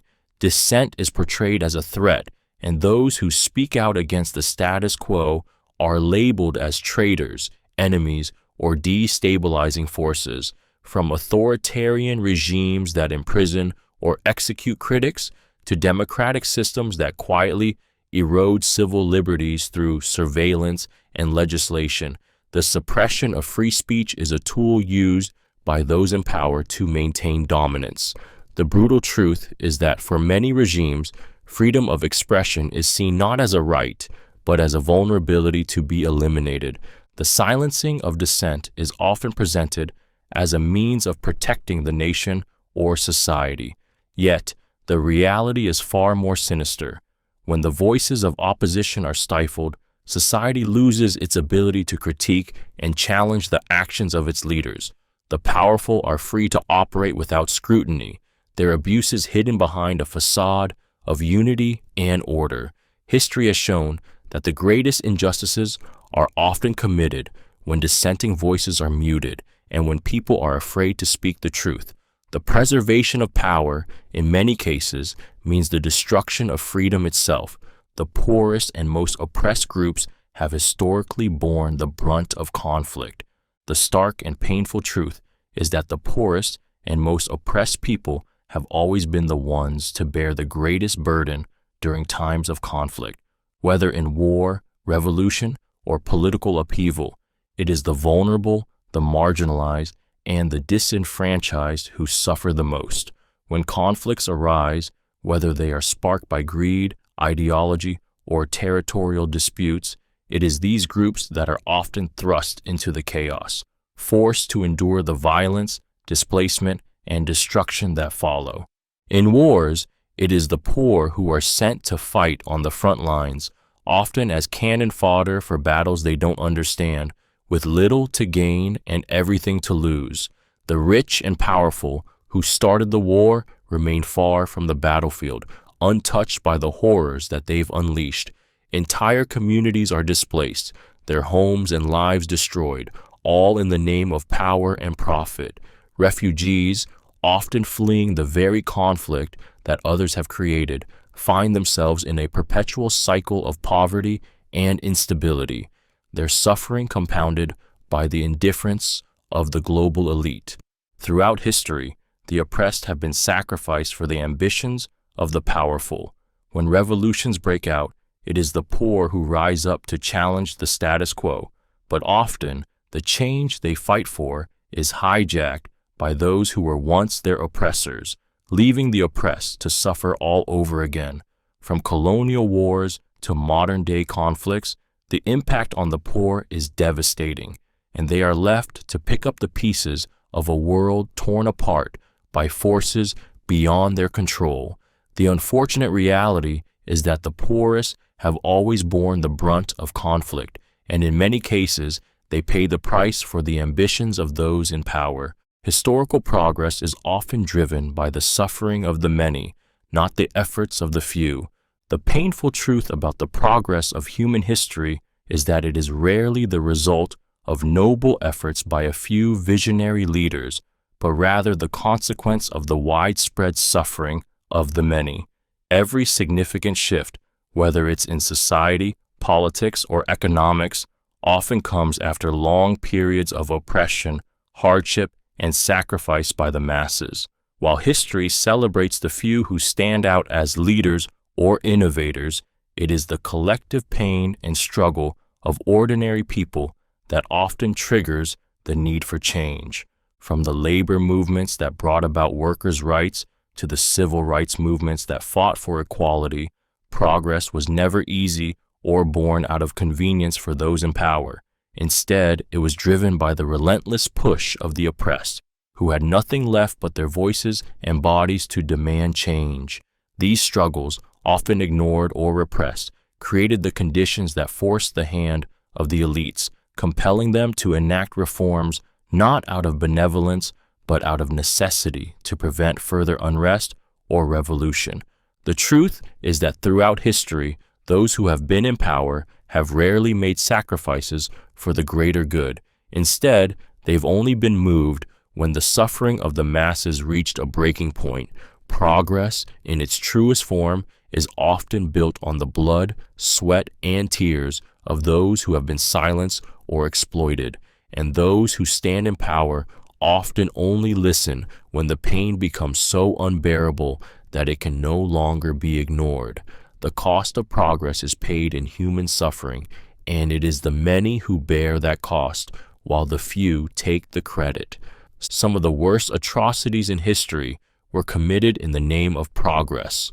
Throughout history, the idea of progress has often been used to justify some of the most horrific atrocities. Progress is typically associated with improvement, advancement, and the betterment of society. Yet, time and again, powerful individuals and regimes have co-opted this ideal, using it as a smokescreen to legitimize violence, oppression, and even genocide.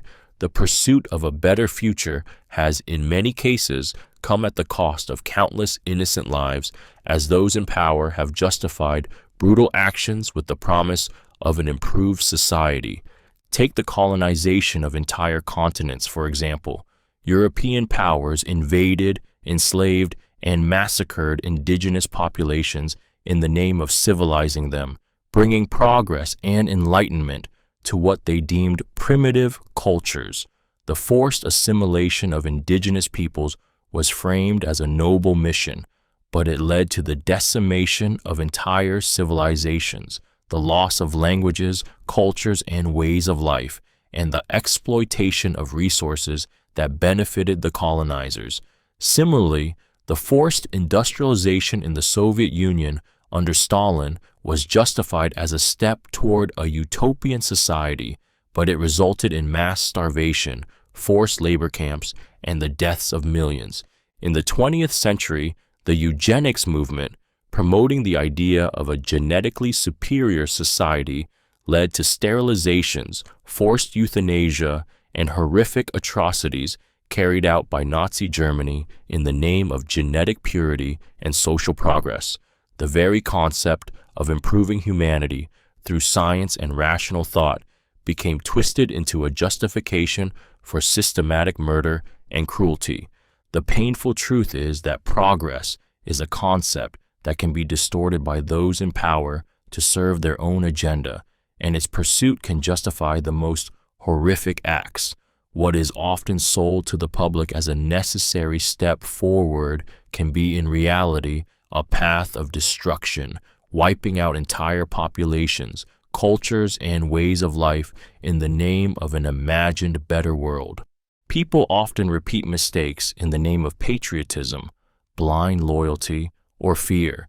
The painful truth about human history is that, time and again, people fall into the same traps of repeating past mistakes, often driven by misguided patriotism, blind loyalty, or fear. When faced with challenges or times of uncertainty, individuals are easily manipulated into believing that the right course of action is to blindly support their nation, leaders, or ideologies, no matter how flawed or destructive.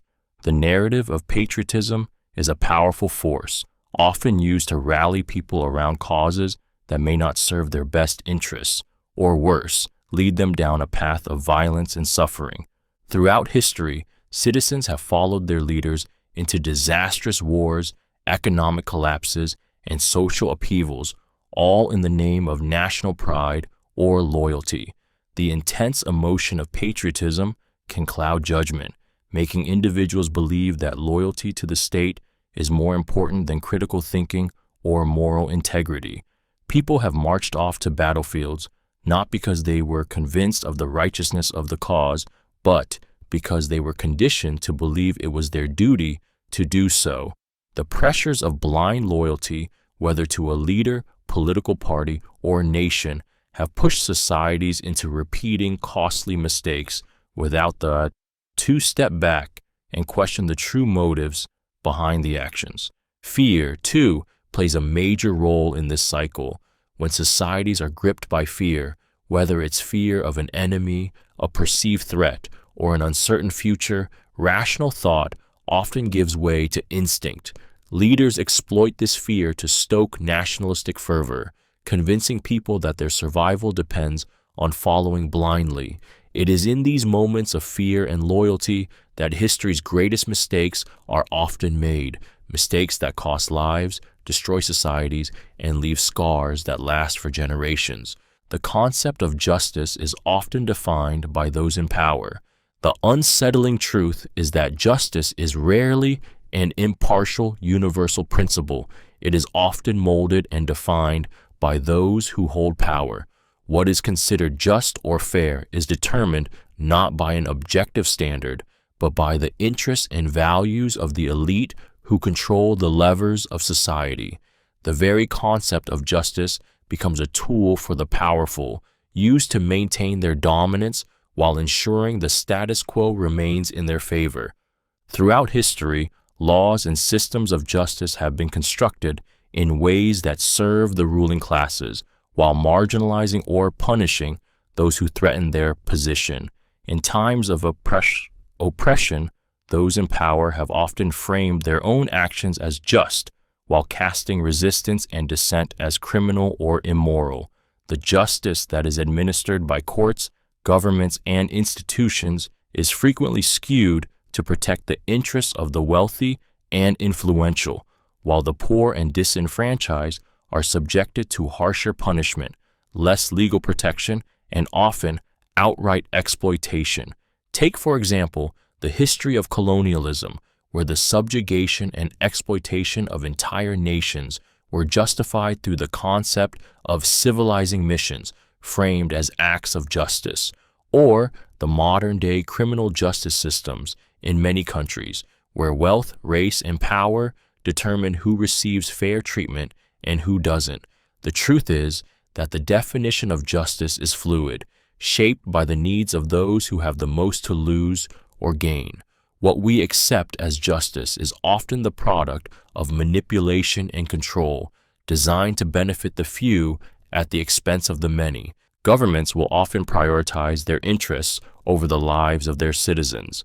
The unsettling reality is that, more often than not, governments place their own power, wealth, and agendas above the well-being of their citizens. Political leaders and ruling elites frequently make decisions that secure their position, maintain control, or benefit their economic interests, regardless of the human costs. While they may claim to serve the people, history is filled with examples where leaders have sacrificed their citizens' lives, health, and futures to protect their power, fuel their ambitions, or placate corporate interests. The suffering of the many often becomes a mere footnote in the pursuit of political or economic goals. During times of war, governments have sacrificed countless lives to achieve military objectives or expand territorial control, often for reasons of national pride or economic gain. In peacetime, decisions made to preserve political power or appease influential industries frequently come at the expense of public health, education, and social services. The social and environmental costs of unchecked industrialization, pollution, and economic inequality are often ignored in favor of short-term financial gains or the political advantages of maintaining the status quo. Even in moments of crisis, governments may act in ways that prioritize their own interests. During pandemics, for example, while the public is left to face the brunt of suffering, governments sometimes prioritize maintaining economic stability or public image over the health and safety of their people. The brutal truth is that those in power often view the masses as expendable, allowing widespread harm to occur for the sake of preserving their own position. While they may speak of the public good, their actions often reveal a much darker priority, their own interests at any cost. History shows that a society's treatment of its most vulnerable determines its true morality. A society's true moral compass is not found in its laws or its leaders, but in how it treats those who have the least power, its most vulnerable members. History has repeatedly shown that the way a society cares for its weakest, whether they are the poor, the sick, the elderly, or marginalized groups, speaks volumes about its ethical foundation. While nations may boast of their wealth, power, or cultural achievements, it is their treatment of the vulnerable that reveals their real character. The brutal truth is that societies that ignore, exploit, or oppress the most vulnerable are, at their core, morally bankrupt. Take the example of slavery, which existed for centuries in many parts of the world, including the United States. Despite claims of freedom and democracy, the treatment of enslaved people was a direct contradiction to those ideals. Slavery was a system built on the exploitation of the most vulnerable, where human beings were treated as property, their dignity stripped away. The same can be said for the treatment of indigenous populations during colonial expansion, where entire cultures were wiped out and their people subjected to brutal violence, disease, and forced labor, all in the name of progress and empire building. In more recent history, the wealth and comfort of modern nations often hide the harsh reality faced by migrant workers, refugees, and the homeless. In many places, economic systems are designed to keep these groups oppressed, while the privileged few thrive. The so-called war on poverty has been fought with little real intent to alleviate the suffering of the poor, with policies that often deepen the divide between the rich and the disadvantaged. The painful reality is that society's moral integrity is exposed in its treatment of the powerless. History teaches us that civilizations rise and fall not just on the strength of their armies or wealth, but on their compassion, or lack thereof, toward those who have no voice, no wealth, and no protection. When society chooses to ignore or exploit the vulnerable, it exposes the truth about its moral decay. The creation of borders and nations often resulted in the mass displacement of indigenous peoples.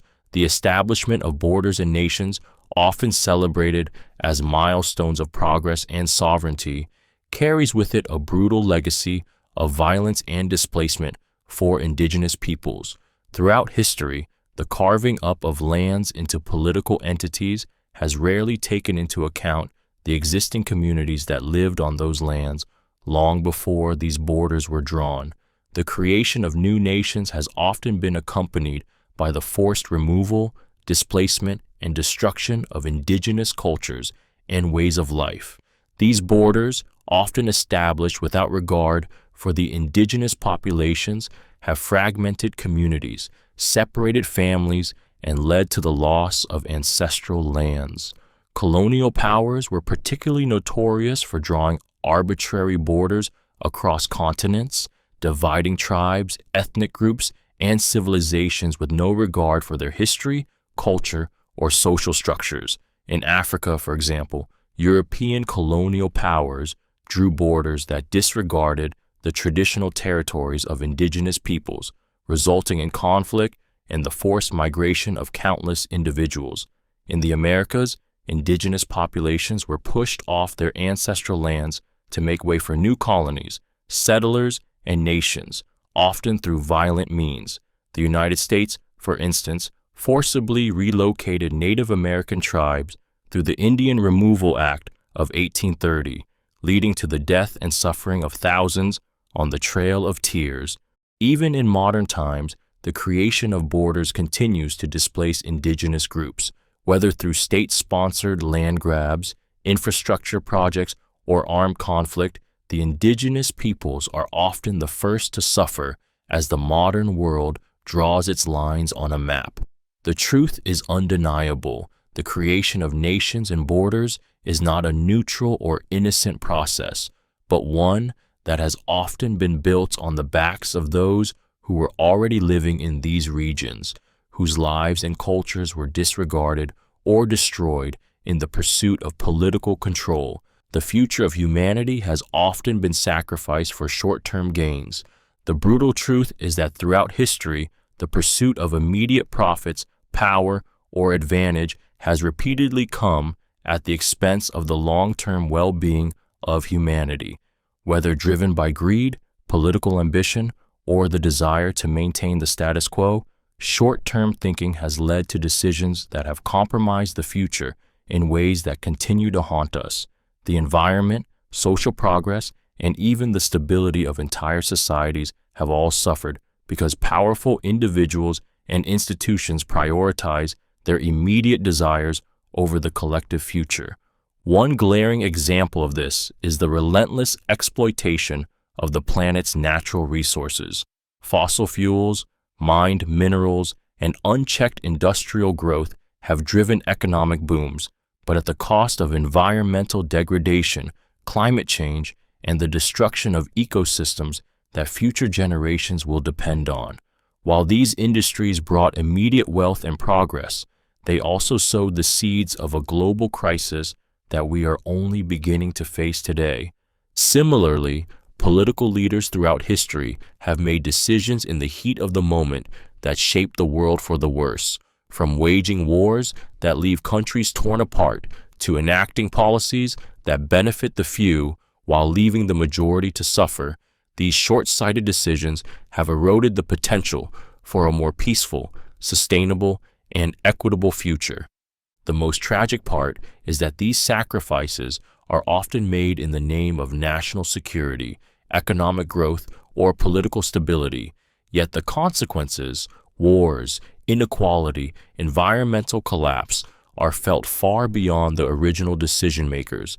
History proves that when humanity's future is traded for short-term success, the costs are often paid by those who have no part in the decisions that led to the fall. Fear has always been a tool of those who wish to control others. The most insidious truth about power is that fear has always been one of its most effective tools. Whether in ancient civilizations or modern societies, those who seek control have long known that fear can be manipulated to break down resistance, silence dissent, and maintain power. Fear works because it taps into our most primal instincts, our need for safety, security, and survival. And when leaders or regimes can amplify threats, real or imagined, they can justify extreme measures that strip away freedoms, suppress opposition, and manipulate public opinion. Historically, governments, dictators, and institutions have used fear to rally people to their cause or force compliance. The fear of war, economic collapse, or social upheaval has often been exaggerated or used as a justification for repressive policies. Political leaders have instilled fear of the other, whether it's a foreign enemy, a marginalized group, or a political rival, to create division and distract from their own failures. In such times, the people are conditioned to believe that the threat to their survival is so great that any sacrifice of personal freedom, any surrender of rights, is necessary for protection. This tool is not just used by tyrants or oppressive regimes, but by corporations, media, and even political leaders who seek to control public behavior. Fear is used to manipulate voting, to sell products, or to create moral panic. The brutal truth is that fear can be manufactured at any scale, and once it takes hold, people become malleable, willing to give up their autonomy and accept whatever the rulers say is necessary for their safety. Fear doesn't just control actions, it controls minds, distorting reality and making the population more pliable to the whims of those in power. The concept of civilization has often been used to justify the destruction of other cultures. Throughout history, the notion of civilization has been wielded as a powerful tool of justification for conquest, colonization, and the destruction of entire cultures. Leaders and empires have often portrayed themselves as bringers of civilization, claiming that they were elevating primitive or barbaric societies by imposing their own ways of life, values, and systems. In reality, however, what was often presented as the spread of progress and enlightenment was actually a thinly veiled excuse for the systematic erasure of cultures, religions, and ways of life that stood in the way of empire building and resource exploitation. The European colonization of Africa, Asia, and the Americas is perhaps the most glaring example. Colonizers often justified the brutal subjugation of indigenous populations by claiming they were introducing civilization to savages. They imposed foreign religions, legal systems, and languages on people who had their own established cultures and traditions, destroying centuries-old ways of life in the process. The Spanish conquest of the Aztecs and Incas was presented as a mission to spread Christianity and civilize the native populations, but in truth, it was driven by the thirst for gold, power, and land. Millions of indigenous people were slaughtered, their civilizations obliterated in the name of bringing them into a higher way of life. In more recent history, similar justification was used to dismantle indigenous cultures in Australia, Canada, and the United States through forced assimilation programs, boarding schools, and the destruction of native languages and customs. The message was clear. If a culture did not conform to the standards of the colonizers, it was considered inferior and deserving of destruction. The brutal reality is that the concept of civilization has often been nothing more than a facade for exploitation and cultural annihilation. It was used as a tool to legitimize the violent imposition of one culture over another, often resulting in the loss of unique languages, traditions, and entire ways of life. The idea that civilization could justify such devastation reflects the deep-seated arrogance and ethnocentrism that has shaped much of history. In the end, the so-called advancement of civilization has often meant the destruction of the very things that made other cultures rich, complex, and valuable in their own right. Powerful nations often expand at the expense of weaker nations. The brutal reality of global history is that powerful nations have consistently expanded their influence and territory by exploiting, conquering, and subjugating weaker nations. The rise of empires and superpowers is often built upon the suffering and destruction of those less able to defend themselves, whether through war, colonization, or economic manipulation. Stronger nations have historically used their power to strip resources, control land, and suppress the sovereignty of nations that stand in their way. The expansion of empires is not a story of peaceful development, but one of ruthless domination and exploitation. From the Roman Empire's conquest of vast territories to the British Empire's colonization of much of Africa, Asia, and the Americas, history is filled with examples of powerful nations expanding at the expense of those unable to resist. The justification for these expansions was often wrapped in a cloak of superiority, claiming that these nations were civilizing or liberating the weaker ones. But in reality, it was about control, seizing resources, establishing new markets, and exerting political dominance. The indigenous peoples of these regions were frequently displaced, enslaved, or killed in the process, while their natural wealth was siphoned off to enrich the colonizers. In more recent history, powerful nations still expand their influence through economic pressure, military intervention, and diplomatic maneuvering.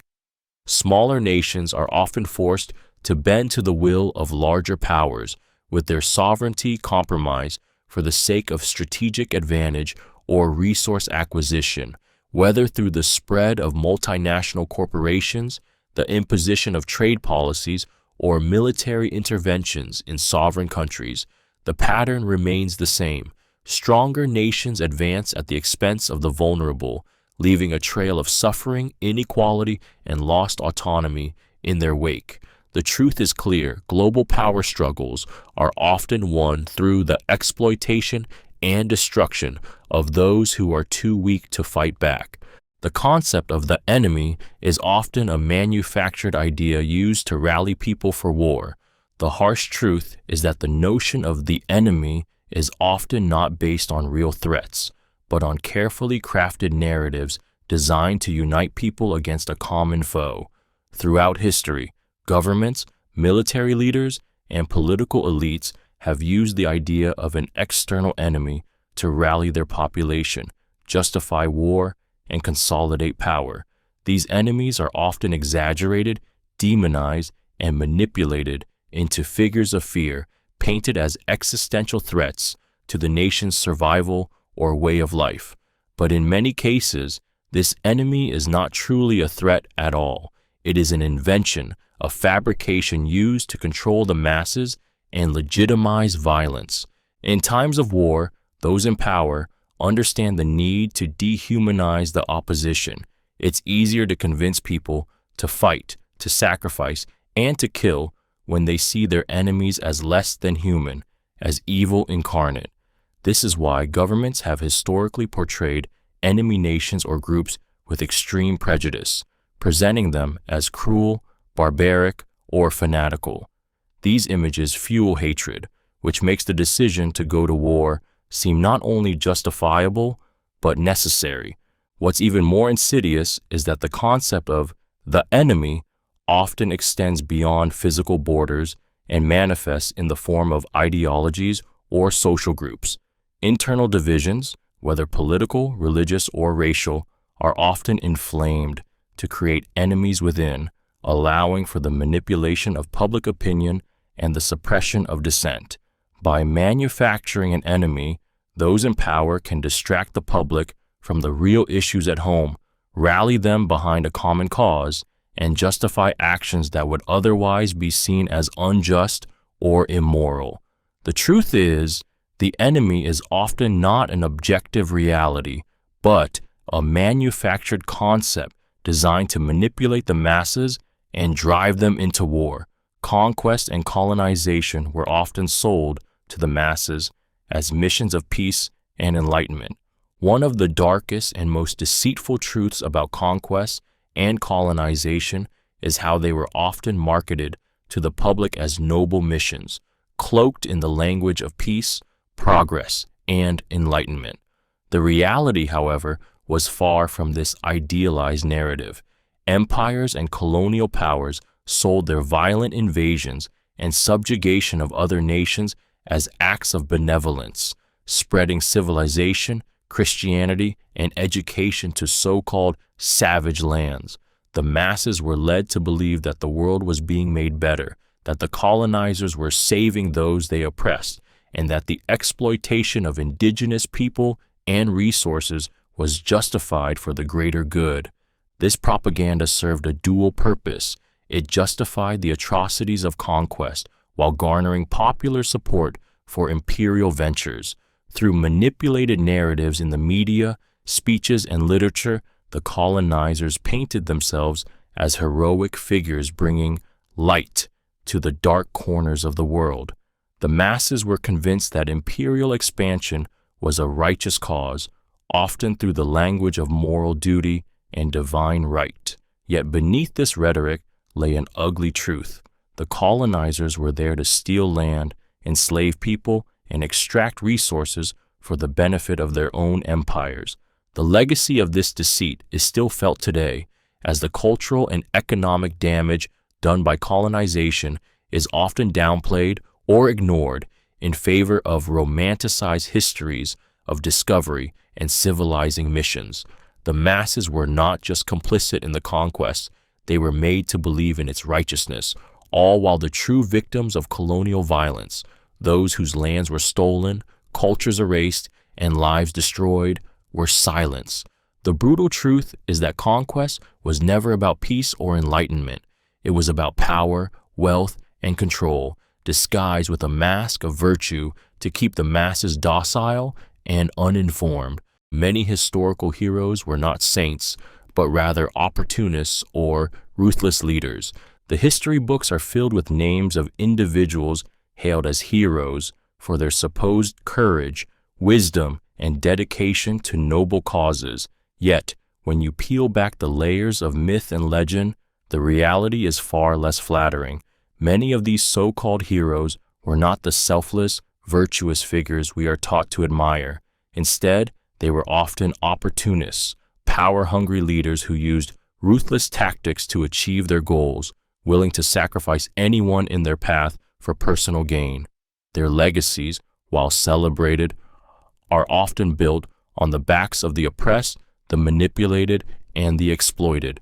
Take Alexander the Great, often lauded as a visionary conqueror and a military genius. His empire stretched across continents, and his name is synonymous with greatness. Yet, his so-called glory was achieved through relentless bloodshed, conquest, and the forced assimilation of entire cultures. The people he united were often violently subdued, their traditions erased, and their lands plundered for the benefit of his empire. Similarly, Napoleon Bonaparte, revered as a national hero in France, was a master of military strategy and reform. However, his ambition led to the deaths of millions, and his reign was marked by tyrannical control and the pursuit of personal power at any cost. Even figures like Abraham Lincoln, widely celebrated as the liberator of enslaved people, were not immune to harsh realities. His leadership during the Civil War was crucial, but his political maneuvering and wartime decisions were driven by the desire to preserve the Union above all else, sometimes at the expense of moral clarity. Many of the heroes we hold in high esteem were shaped by the very systems of power, violence, and control they fought to uphold. The uncomfortable truth is that history's heroes were often not noble paragons of virtue, but pragmatic and ruthless figures who used their positions to further their own ambitions. The distinction between heroism and opportunism is often blurred by time, but the impact of these leaders, while undeniably significant, was often marked by cruelty, manipulation, and a willingness to sacrifice others for personal gain. The world's greatest atrocities often occurred with widespread public support or passive acceptance. One of the most chilling truths in history is that the world's greatest atrocities were not committed in isolation by rogue leaders, but often had widespread public support, or, at the very least, passive acceptance from those who stood by and did nothing.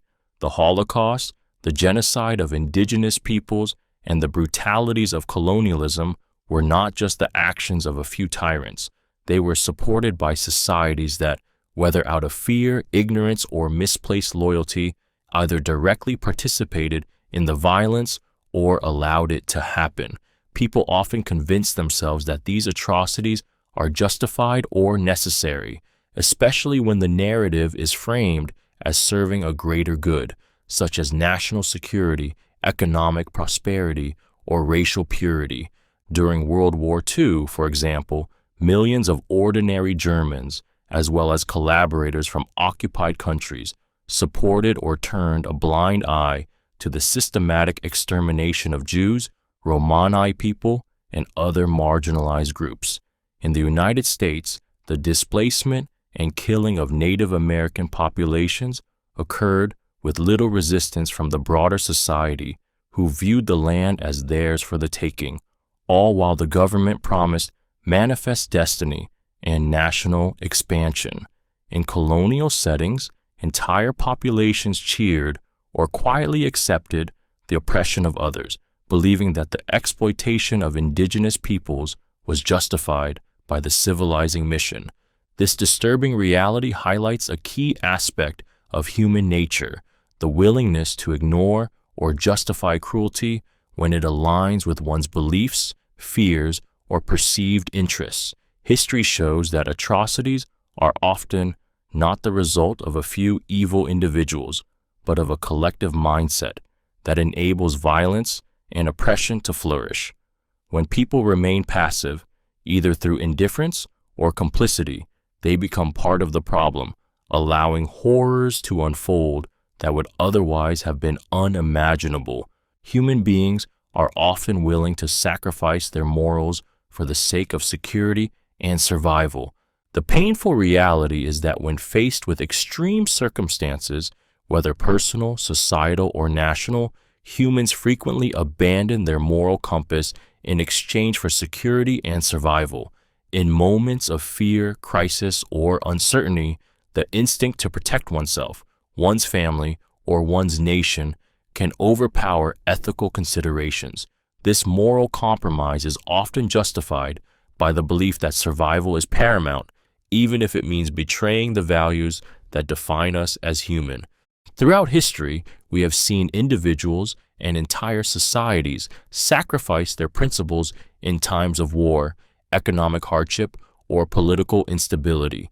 During times of conflict, for instance, ordinary people can be manipulated into endorsing violence, discrimination, and cruelty, often in the name of protecting their way of life or ensuring national security. Leaders have long used fear, whether of external enemies, economic collapse, or social disorder, to convince their populations to set aside their moral convictions.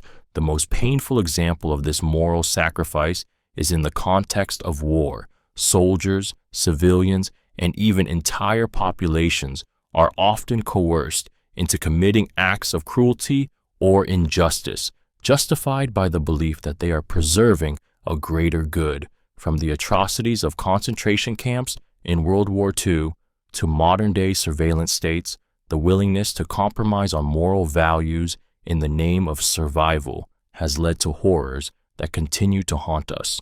The truth is that when survival is on the line, moral boundaries can become blurry, and the line between right and wrong becomes negotiable.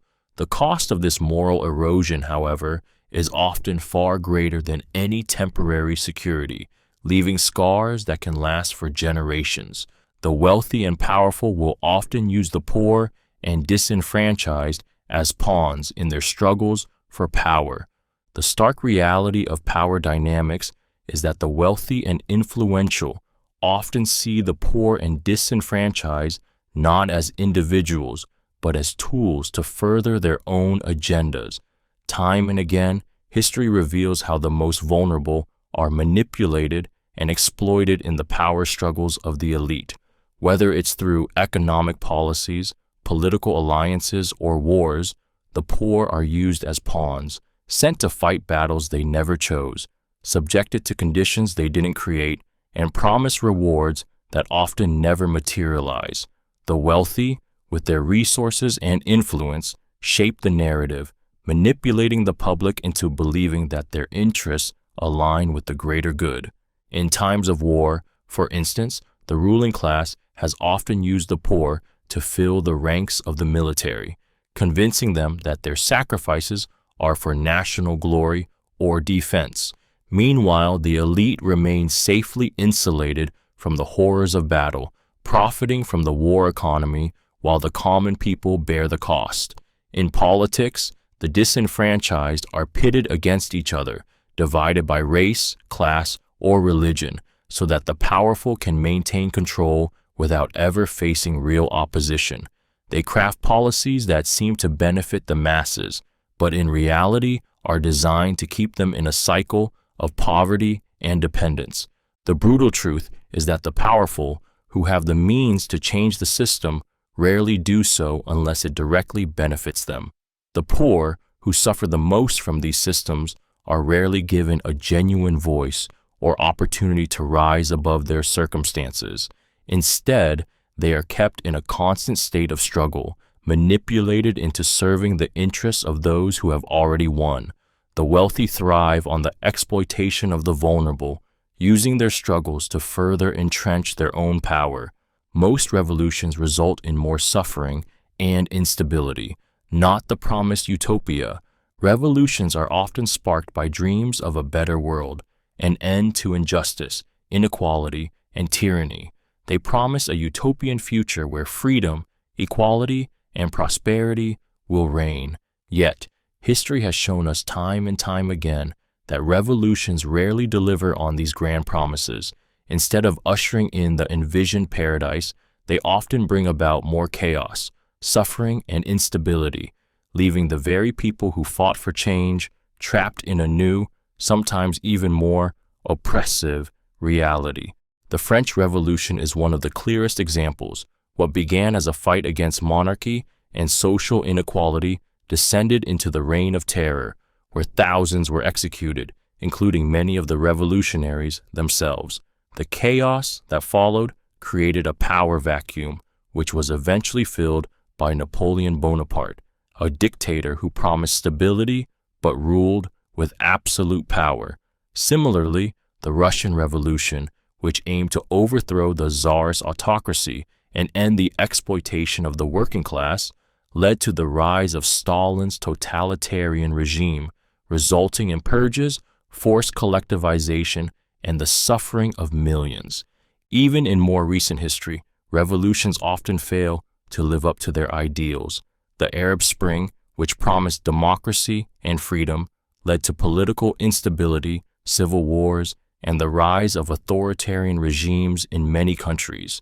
The ideal of liberation can quickly be replaced with the brutal reality of power struggles, corruption, and violence as new leaders seize control and impose their will. The truth is that revolutions, despite their noble beginnings, rarely result in the utopian visions promised by their leaders. Instead, they often lead to more bloodshed, further disillusionment, and the replacement of one oppressive system with another. The cycle of instability continues, and the dreams of a better world slip further out of reach, leaving the revolutionaries to wonder if the fight was ever worth it. The world's most successful empires were built on the destruction of others. The harsh truth about the world's greatest empires is that their success was often built on the annihilation or subjugation of entire civilizations, cultures, and peoples. Whether through war, colonization, or enslavement, the rise of powerful empires was rarely achieved through peaceful means. The pursuit of power and wealth was typically marked by the violent destruction of those who stood in the way. What we celebrate as the achievements of empires, their art, their technology, their influence, was often paid for with the blood, lives, and livelihoods of others. The Roman Empire, for instance, expanded its vast territories through brutal military conquests, leaving in its wake a trail of destroyed cultures and displaced populations. Similarly, the British Empire, the largest empire in history, thrived on the exploitation and colonization of lands across Africa, Asia, and the Americas, forcing indigenous peoples into submission, stripping them of their resources, and reshaping their societies in ways that benefited the empire. Empires like these flourished at the expense of others, using violence as a tool to expand their power and wealth. Even the so-called successful empires were often plagued by internal instability, corruption, and eventual collapse, as their systems of oppression began to implode under their own weight. While these empires may have left behind legacies of architecture, science, or culture, their prosperity was always built on the destruction of those they conquered. The riches they accumulated were largely extracted from the labor of enslaved peoples and the pillaging of other nations, making the story of their rise an ugly reminder of how success is often achieved at the expense of others' suffering. People are easily manipulated into hating the other through propaganda. The disturbing truth is that human beings are surprisingly susceptible to manipulation, especially when it comes to developing hatred toward those who are different. Throughout history, propaganda has been used as a powerful tool to divide people, fostering animosity and fear toward the other, whether based on race, religion, nationality, or ideology. Leaders, governments, and organizations have long understood the psychological power of creating an enemy, and they have used this knowledge to manipulate public perception, turning whole populations against groups of people who are often nothing more than scapegoats for deeper societal issues. Propaganda is more than just misinformation. It's a calculated effort to shape beliefs and emotions. It plays on fears, stereotypes, and prejudices, magnifying differences and framing the other as dangerous, inferior, or a threat to society. Whether it's through images, slogans, or stories, the intent is to dehumanize and vilify. Once this dehumanization takes hold, the lines between right and wrong become distorted, and individuals or entire groups can be targeted with violence, discrimination, or exclusion, all in the name of protecting the nation, community, or ideal. This manipulation is not limited to wartime propaganda. In everyday life, political and social groups use similar tactics to create division, amplifying the us versus them mentality. It can be as simple as framing a group's economic struggles as the fault of a specific immigrant population, or painting a religious minority as a threat to national security. What starts as a subtle narrative soon turns into widespread hatred and violence. The truth is that people, even those with good intentions, can be swayed by emotional appeals and the power of propaganda, leading them to hate those who are simply different from themselves. Most wars are fought for economic reasons, not ideological ones. The brutal truth about war is that while it's often framed in terms of noble ideals, freedom, justice, or defending a way of life, the driving force behind most conflicts is economic gain.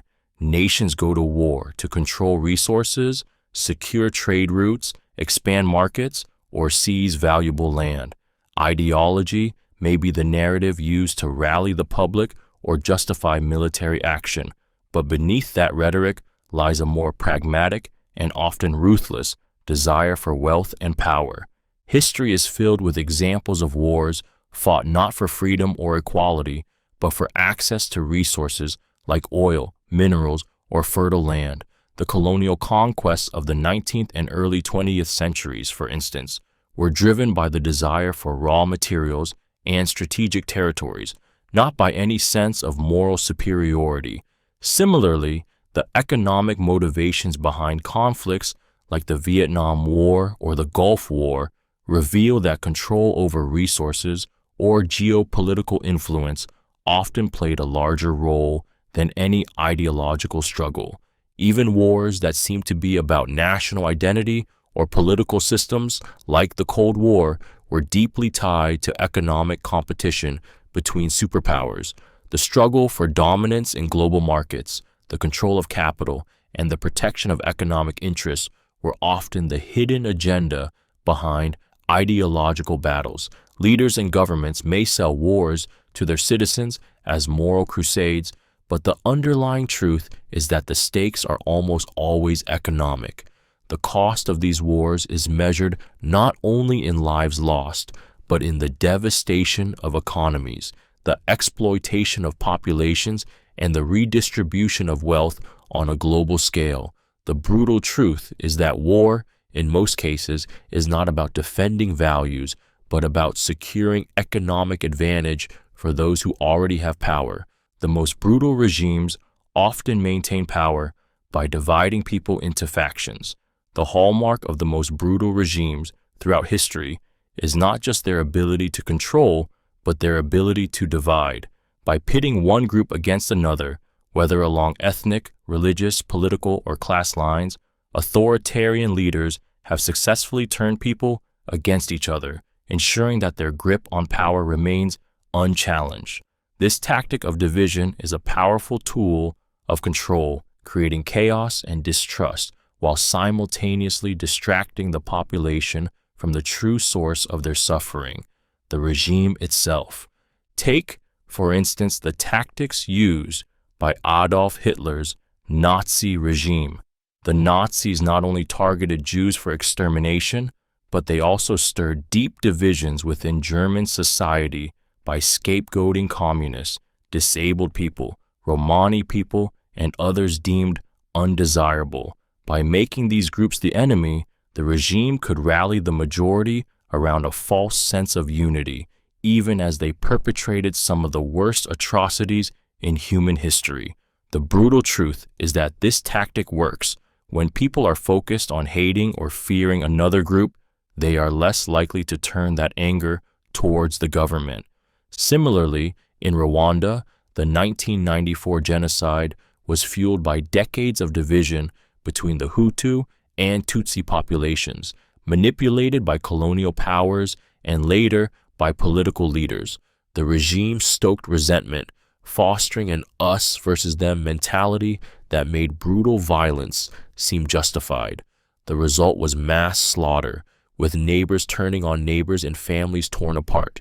The regime's ability to divide people along these lines ensured that dissent remained fragmented and ineffective. This divide and conquer strategy isn't limited to the past. It continues to be used by modern-day authoritarian regimes. By creating factions within society, whether it's through class warfare, religious tension, or racial divisions, rulers can distract the population from the real sources of their oppression, manipulating their fears and frustrations to maintain control.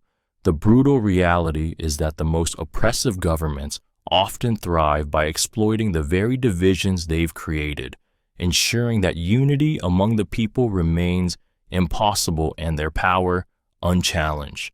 The history of humanity is a history of conquest, violence, and exploitation. The painful truth that permeates human history is that it has been largely defined by conquest, violence, and exploitation. From the dawn of civilization to the modern era, the dominant pattern of human progress has been one of domination over others, whether through wars of conquest, the subjugation of indigenous populations, or the ruthless extraction of resources. Empires rise and fall, but the methods that propel them to power remain consistent: the use of force, the oppression of the weak, and the relentless pursuit of wealth and control. From the first civilizations in Mesopotamia, where city-states fought bloody wars for dominance, to the brutal conquests of Alexander the Great and Genghis Khan, history has been shaped by the ability of the powerful to impose their will through violence. Colonization, perhaps the most pervasive form of exploitation in history, saw entire continents ripped apart as European powers imposed their control over Africa, the Americas, and Asia. Indigenous peoples were enslaved, cultures erased, and resources stolen, all in the name of empire and economic gain. Even in the modern world, the legacy of conquest and exploitation continues.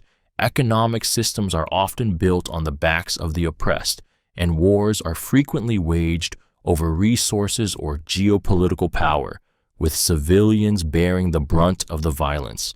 The promises of freedom, justice, and equality are often betrayed by the brutal realities of how nations achieve and maintain their power. At its core, humanity's history is a cycle of conflict and exploitation, driven by the desire for power, control, and wealth, leaving a trail of suffering and inequality in its wake. It is a history that, no matter how advanced or enlightened a society may become, continues to be marred by the same dark forces of conquest, violence, and exploitation. The concept of freedom is often selectively applied to those in power. The brutal reality is that the concept of freedom is not a universal principle, but rather a privilege granted to those who already hold power. While freedom is often heralded as a fundamental human right, in practice, it is frequently manipulated and selectively applied, depending on one's position in society.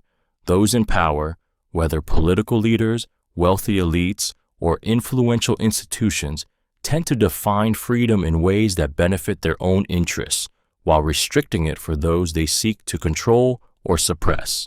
Throughout history, rulers and governments have used the rhetoric of freedom to justify their own actions while denying it to others. Dictators, for instance, often claim to be safeguarding national freedom, all while curtailing civil liberties, restricting free speech, and silencing opposition. Similarly, in times of crisis, political leaders invoke the need for security or stability, using these justifications to infringe upon the freedoms of the general public. Surveillance, censorship, and the restriction of protest become normalized under the guise of protecting freedom.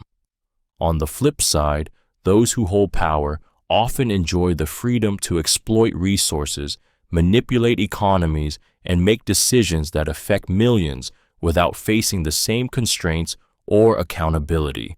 Their actions are often framed as freedoms necessary for progress, innovation, or national security, even when those freedoms come at the expense of the marginalized and powerless. The painful truth is that the freedom promised to the people is often an illusion, one that serves to maintain the status quo, while those who are truly free are those who control the narrative and the systems of power. It's a freedom that is unequally distributed and intentionally distorted to protect the few, not the many. Genocides are often carried out with the tacit approval of the global community. The harsh truth of many genocides throughout history is that they did not happen in isolation or purely through the actions of rogue states, but often with the tacit approval, indifference, or even direct complicity of the global community. The international response to atrocities like the Holocaust, the Rwandan genocide, or the ethnic cleansing in Bosnia has often been slow, inadequate, or non-existent, leaving entire populations vulnerable to annihilation.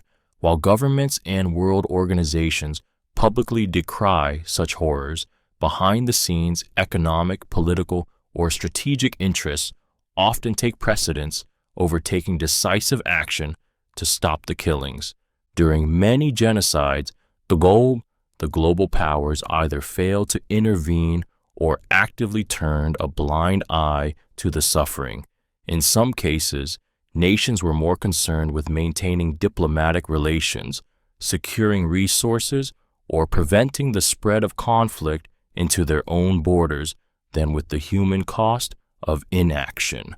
For instance, during the Rwandan genocide, the international community largely ignored warnings, and the United Nations hesitated to intervene, ultimately allowing the systematic slaughter of hundreds of thousands of people. The same can be said about the global response to atrocities in Darfur, where international bodies were slow to act, and political and economic interests outweighed the need for a swift humanitarian intervention. The brutal reality is that, time and again, the global community has allowed genocides to unfold because taking action would have disrupted existing political or economic arrangements. Instead of stepping in to prevent the suffering, the world watched as innocent lives were destroyed. This tacit approval is not always through direct support, but through a refusal to act when the power to stop such atrocities is within reach.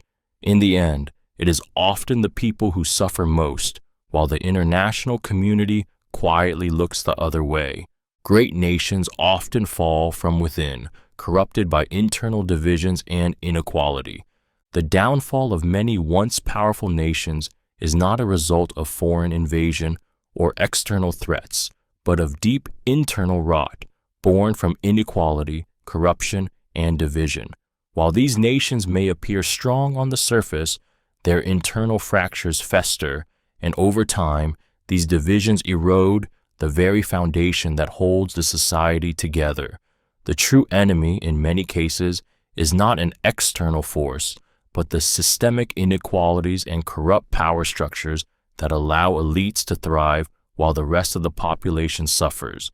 As divisions widen between the rich and the poor, the powerful and the powerless, the strength of the nation weakens. Rome, one of history's most formidable empires, is a perfect example. Though it once ruled vast territories, its ultimate collapse was due to internal struggles, a decaying political system, widespread corruption, economic disparity, and a society deeply divided by class. The elite class grew richer, while the majority of the population was left impoverished and disillusioned. This led to unrest, uprisings, and a loss of civic unity, fertile ground for outside invaders to finally strike. Similarly, the fall of the Soviet Union was not just a result of military weakness, but a reflection of deep economic disparities, governmental corruption, and a population that no longer believed in the ideals it was built on. Even in modern times, nations teeter on the brink of collapse due to rising inequality, political corruption, and growing divisions among their citizens. The wealth gap between the rich and the poor continues to expand, creating a divide that fosters resentment and instability. The illusion of a united, strong nation fades as the powerful cling to their privileges and the rest are left to fight over scraps. The brutal truth is that great nations often crumble from within, not from military defeat, but because their internal divisions and inequalities sow the seeds of their own destruction. When a society fails to address the needs and grievances of its people, the cracks in the foundation only grow wider, leading to an inevitable collapse from within. Human suffering is often ignored in the name of economic and political expediency. One of the most painful realities throughout history is that human suffering is frequently brushed aside for the sake of economic and political gain. When it comes to securing wealth, power, or influence, the well-being of ordinary people often becomes a secondary concern, or even completely disregarded. Political leaders and economic powers regularly justify decisions that cause immense hardship, exploitation, or death, arguing that these actions are necessary for the greater good or national prosperity. The rhetoric of progress or stability becomes an excuse to overlook the devastation inflicted upon the most vulnerable. In times of war, for example, the suffering of civilians is often ignored or minimized as political leaders focus on achieving military objectives or economic benefits. The destruction of entire communities, the displacement of millions, and the death of innocent people are treated as collateral damage in the pursuit of victory or control. Even in peacetime, economic policies often prioritize profits over the welfare of workers, minorities, or the environment. Global trade agreements, corporate practices, and austerity measures have historically been imposed without regard for the toll they take on those at the bottom of the socioeconomic ladder. Throughout colonial history, entire populations were subjected to inhumane treatment, exploitation, and violence, all for the benefit of imperial powers. The resources of entire continents were drained, and the lives of millions were destroyed, all in the name of economic gain and political control. Even today, human suffering is often overlooked in the pursuit of profits, as multinational corporations exploit cheap labor in developing nations, while governments turn a blind eye to the exploitation and abuses happening within their borders. The truth is that human suffering has frequently been sacrificed to ensure the success of political agendas or economic goals, with the lives of the powerless often deemed expendable in the name of expedience. The cost of this disregard for humanity is immeasurable and continues to shape the world in ways that are both cruel and unjust. The desire for wealth and power has always been at the root of most conflicts. The harsh truth is that beneath nearly every war, revolution, and conflict throughout history lies the insatiable desire for wealth and power. While conflicts are often framed as struggles for ideals, such as freedom, justice, or religion, the reality is that the driving force behind most of them has been the pursuit of resources, dominance, and control. From the earliest tribal clashes to modern geopolitical struggles, the thirst for power and wealth has always been the catalyst for violence and bloodshed. Empires have expanded their territories not for the sake of spreading culture or civilization, but to gain access to resources, land, gold, slaves, and trade routes that would fuel their economies and strengthen their political influence. Colonialism, one of the darkest chapters in human history, was driven by the need to extract wealth from the colonies, exploiting both people and land for the benefit of the colonizers. Even today, global conflicts over oil, minerals, and economic dominance are framed as matters of national interest, but at their core, they are about the distribution of power and resources. Leaders, too, are not immune to this desire. Throughout history, powerful figures have waged wars or ignited revolutions to secure their personal power or to enrich themselves and their families. The ideological justifications for war, such as spreading democracy or fighting for a higher cause, often mask the true motives, the desire to maintain control over people and resources, to fortify one's position at the top. The bitter reality is that the pursuit of wealth and power has perpetuated a cycle of conflict that continues to this day. It's a cycle fueled by greed and the human drive for control, where the lives and suffering of ordinary people are sacrificed for the ambitions of the few. The history of war is a history of senseless slaughter. The brutal truth about war is that it is, at its core, a history of senseless slaughter, lives lost, families destroyed, and futures shattered, often with little to show for it. Throughout human history, wars have been fought over resources, power, ideologies, and territorial boundaries, yet in almost every instance, the true cost has far outweighed any supposed gain. Leaders and nations rallied their citizens with promises of victory, glory, and protection. But the reality is that wars rarely deliver on these promises. Instead, they leave behind a trail of death, destruction, and societal decay. In many wars, the reasons for fighting are often convoluted, built on misunderstandings, greed, or the egos of a few who seek power, and the consequences are borne by those with no say in the matter. Soldiers, civilians, and entire cultures are caught in the crossfire of conflicts that are often fueled by the interests of the few, not the well-being of the many. The most brutal wars, those that stretch on for years, causing untold suffering, often end without resolution, leaving countries and their people in worse conditions than before. War may be justified by governments as a necessity, but the reality is that it is rarely about achieving true justice or peace.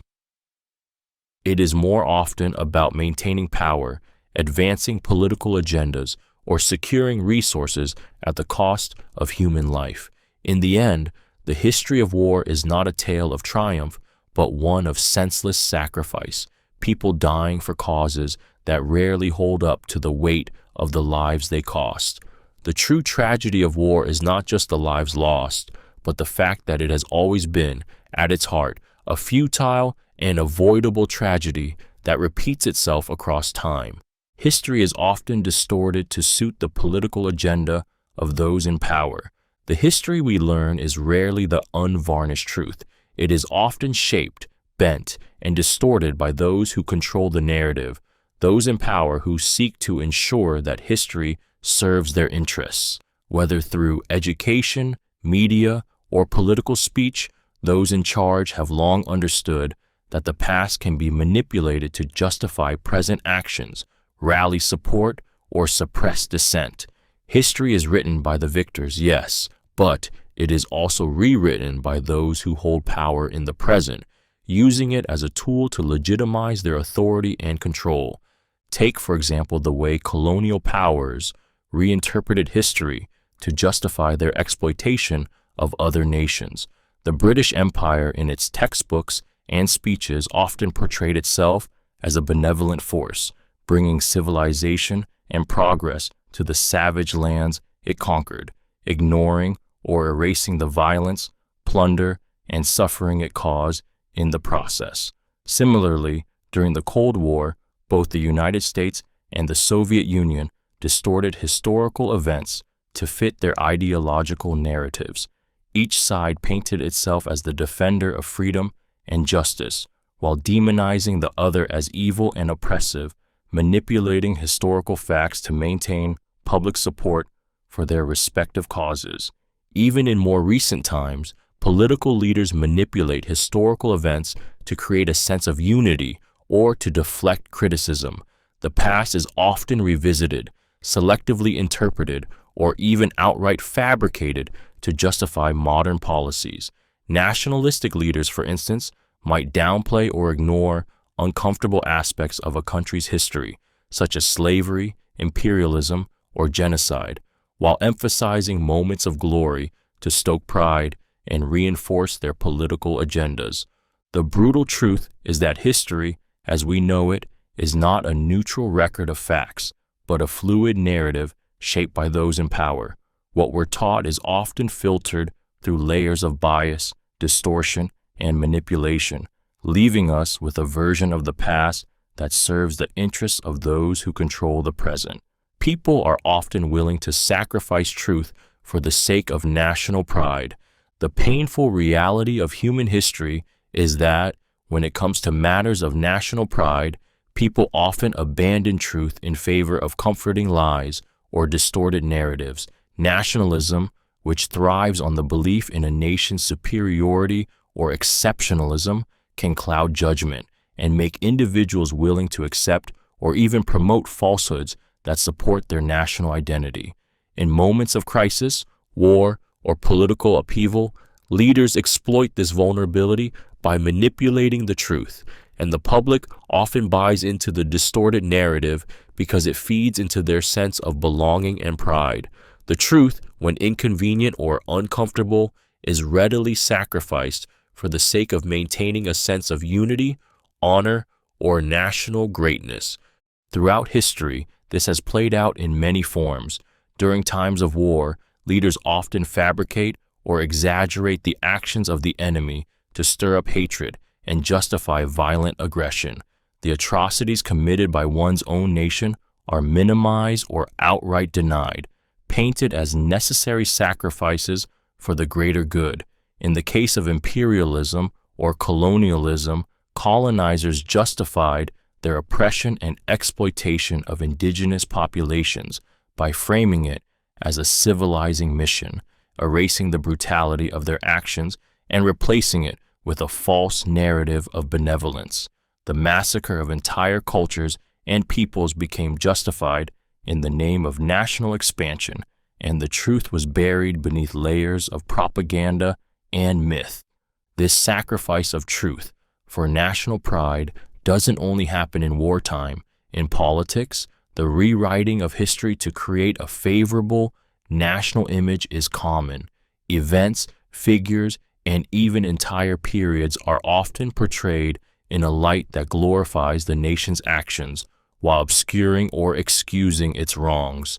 The uncomfortable truths about systemic injustice, exploitation, and violence are often hidden behind the veil of patriotism, with people convincing themselves that their nation's actions are justified, no matter how brutal or destructive they may have been. In the end, this willingness to sacrifice truth for pride is a dangerous trap, one that perpetuates ignorance, fosters division, and hinders genuine progress. The pursuit of collective pride often comes at the expense of understanding, reconciliation, and growth, leaving history distorted and people trapped in false narratives that keep them from confronting their past or building a better future.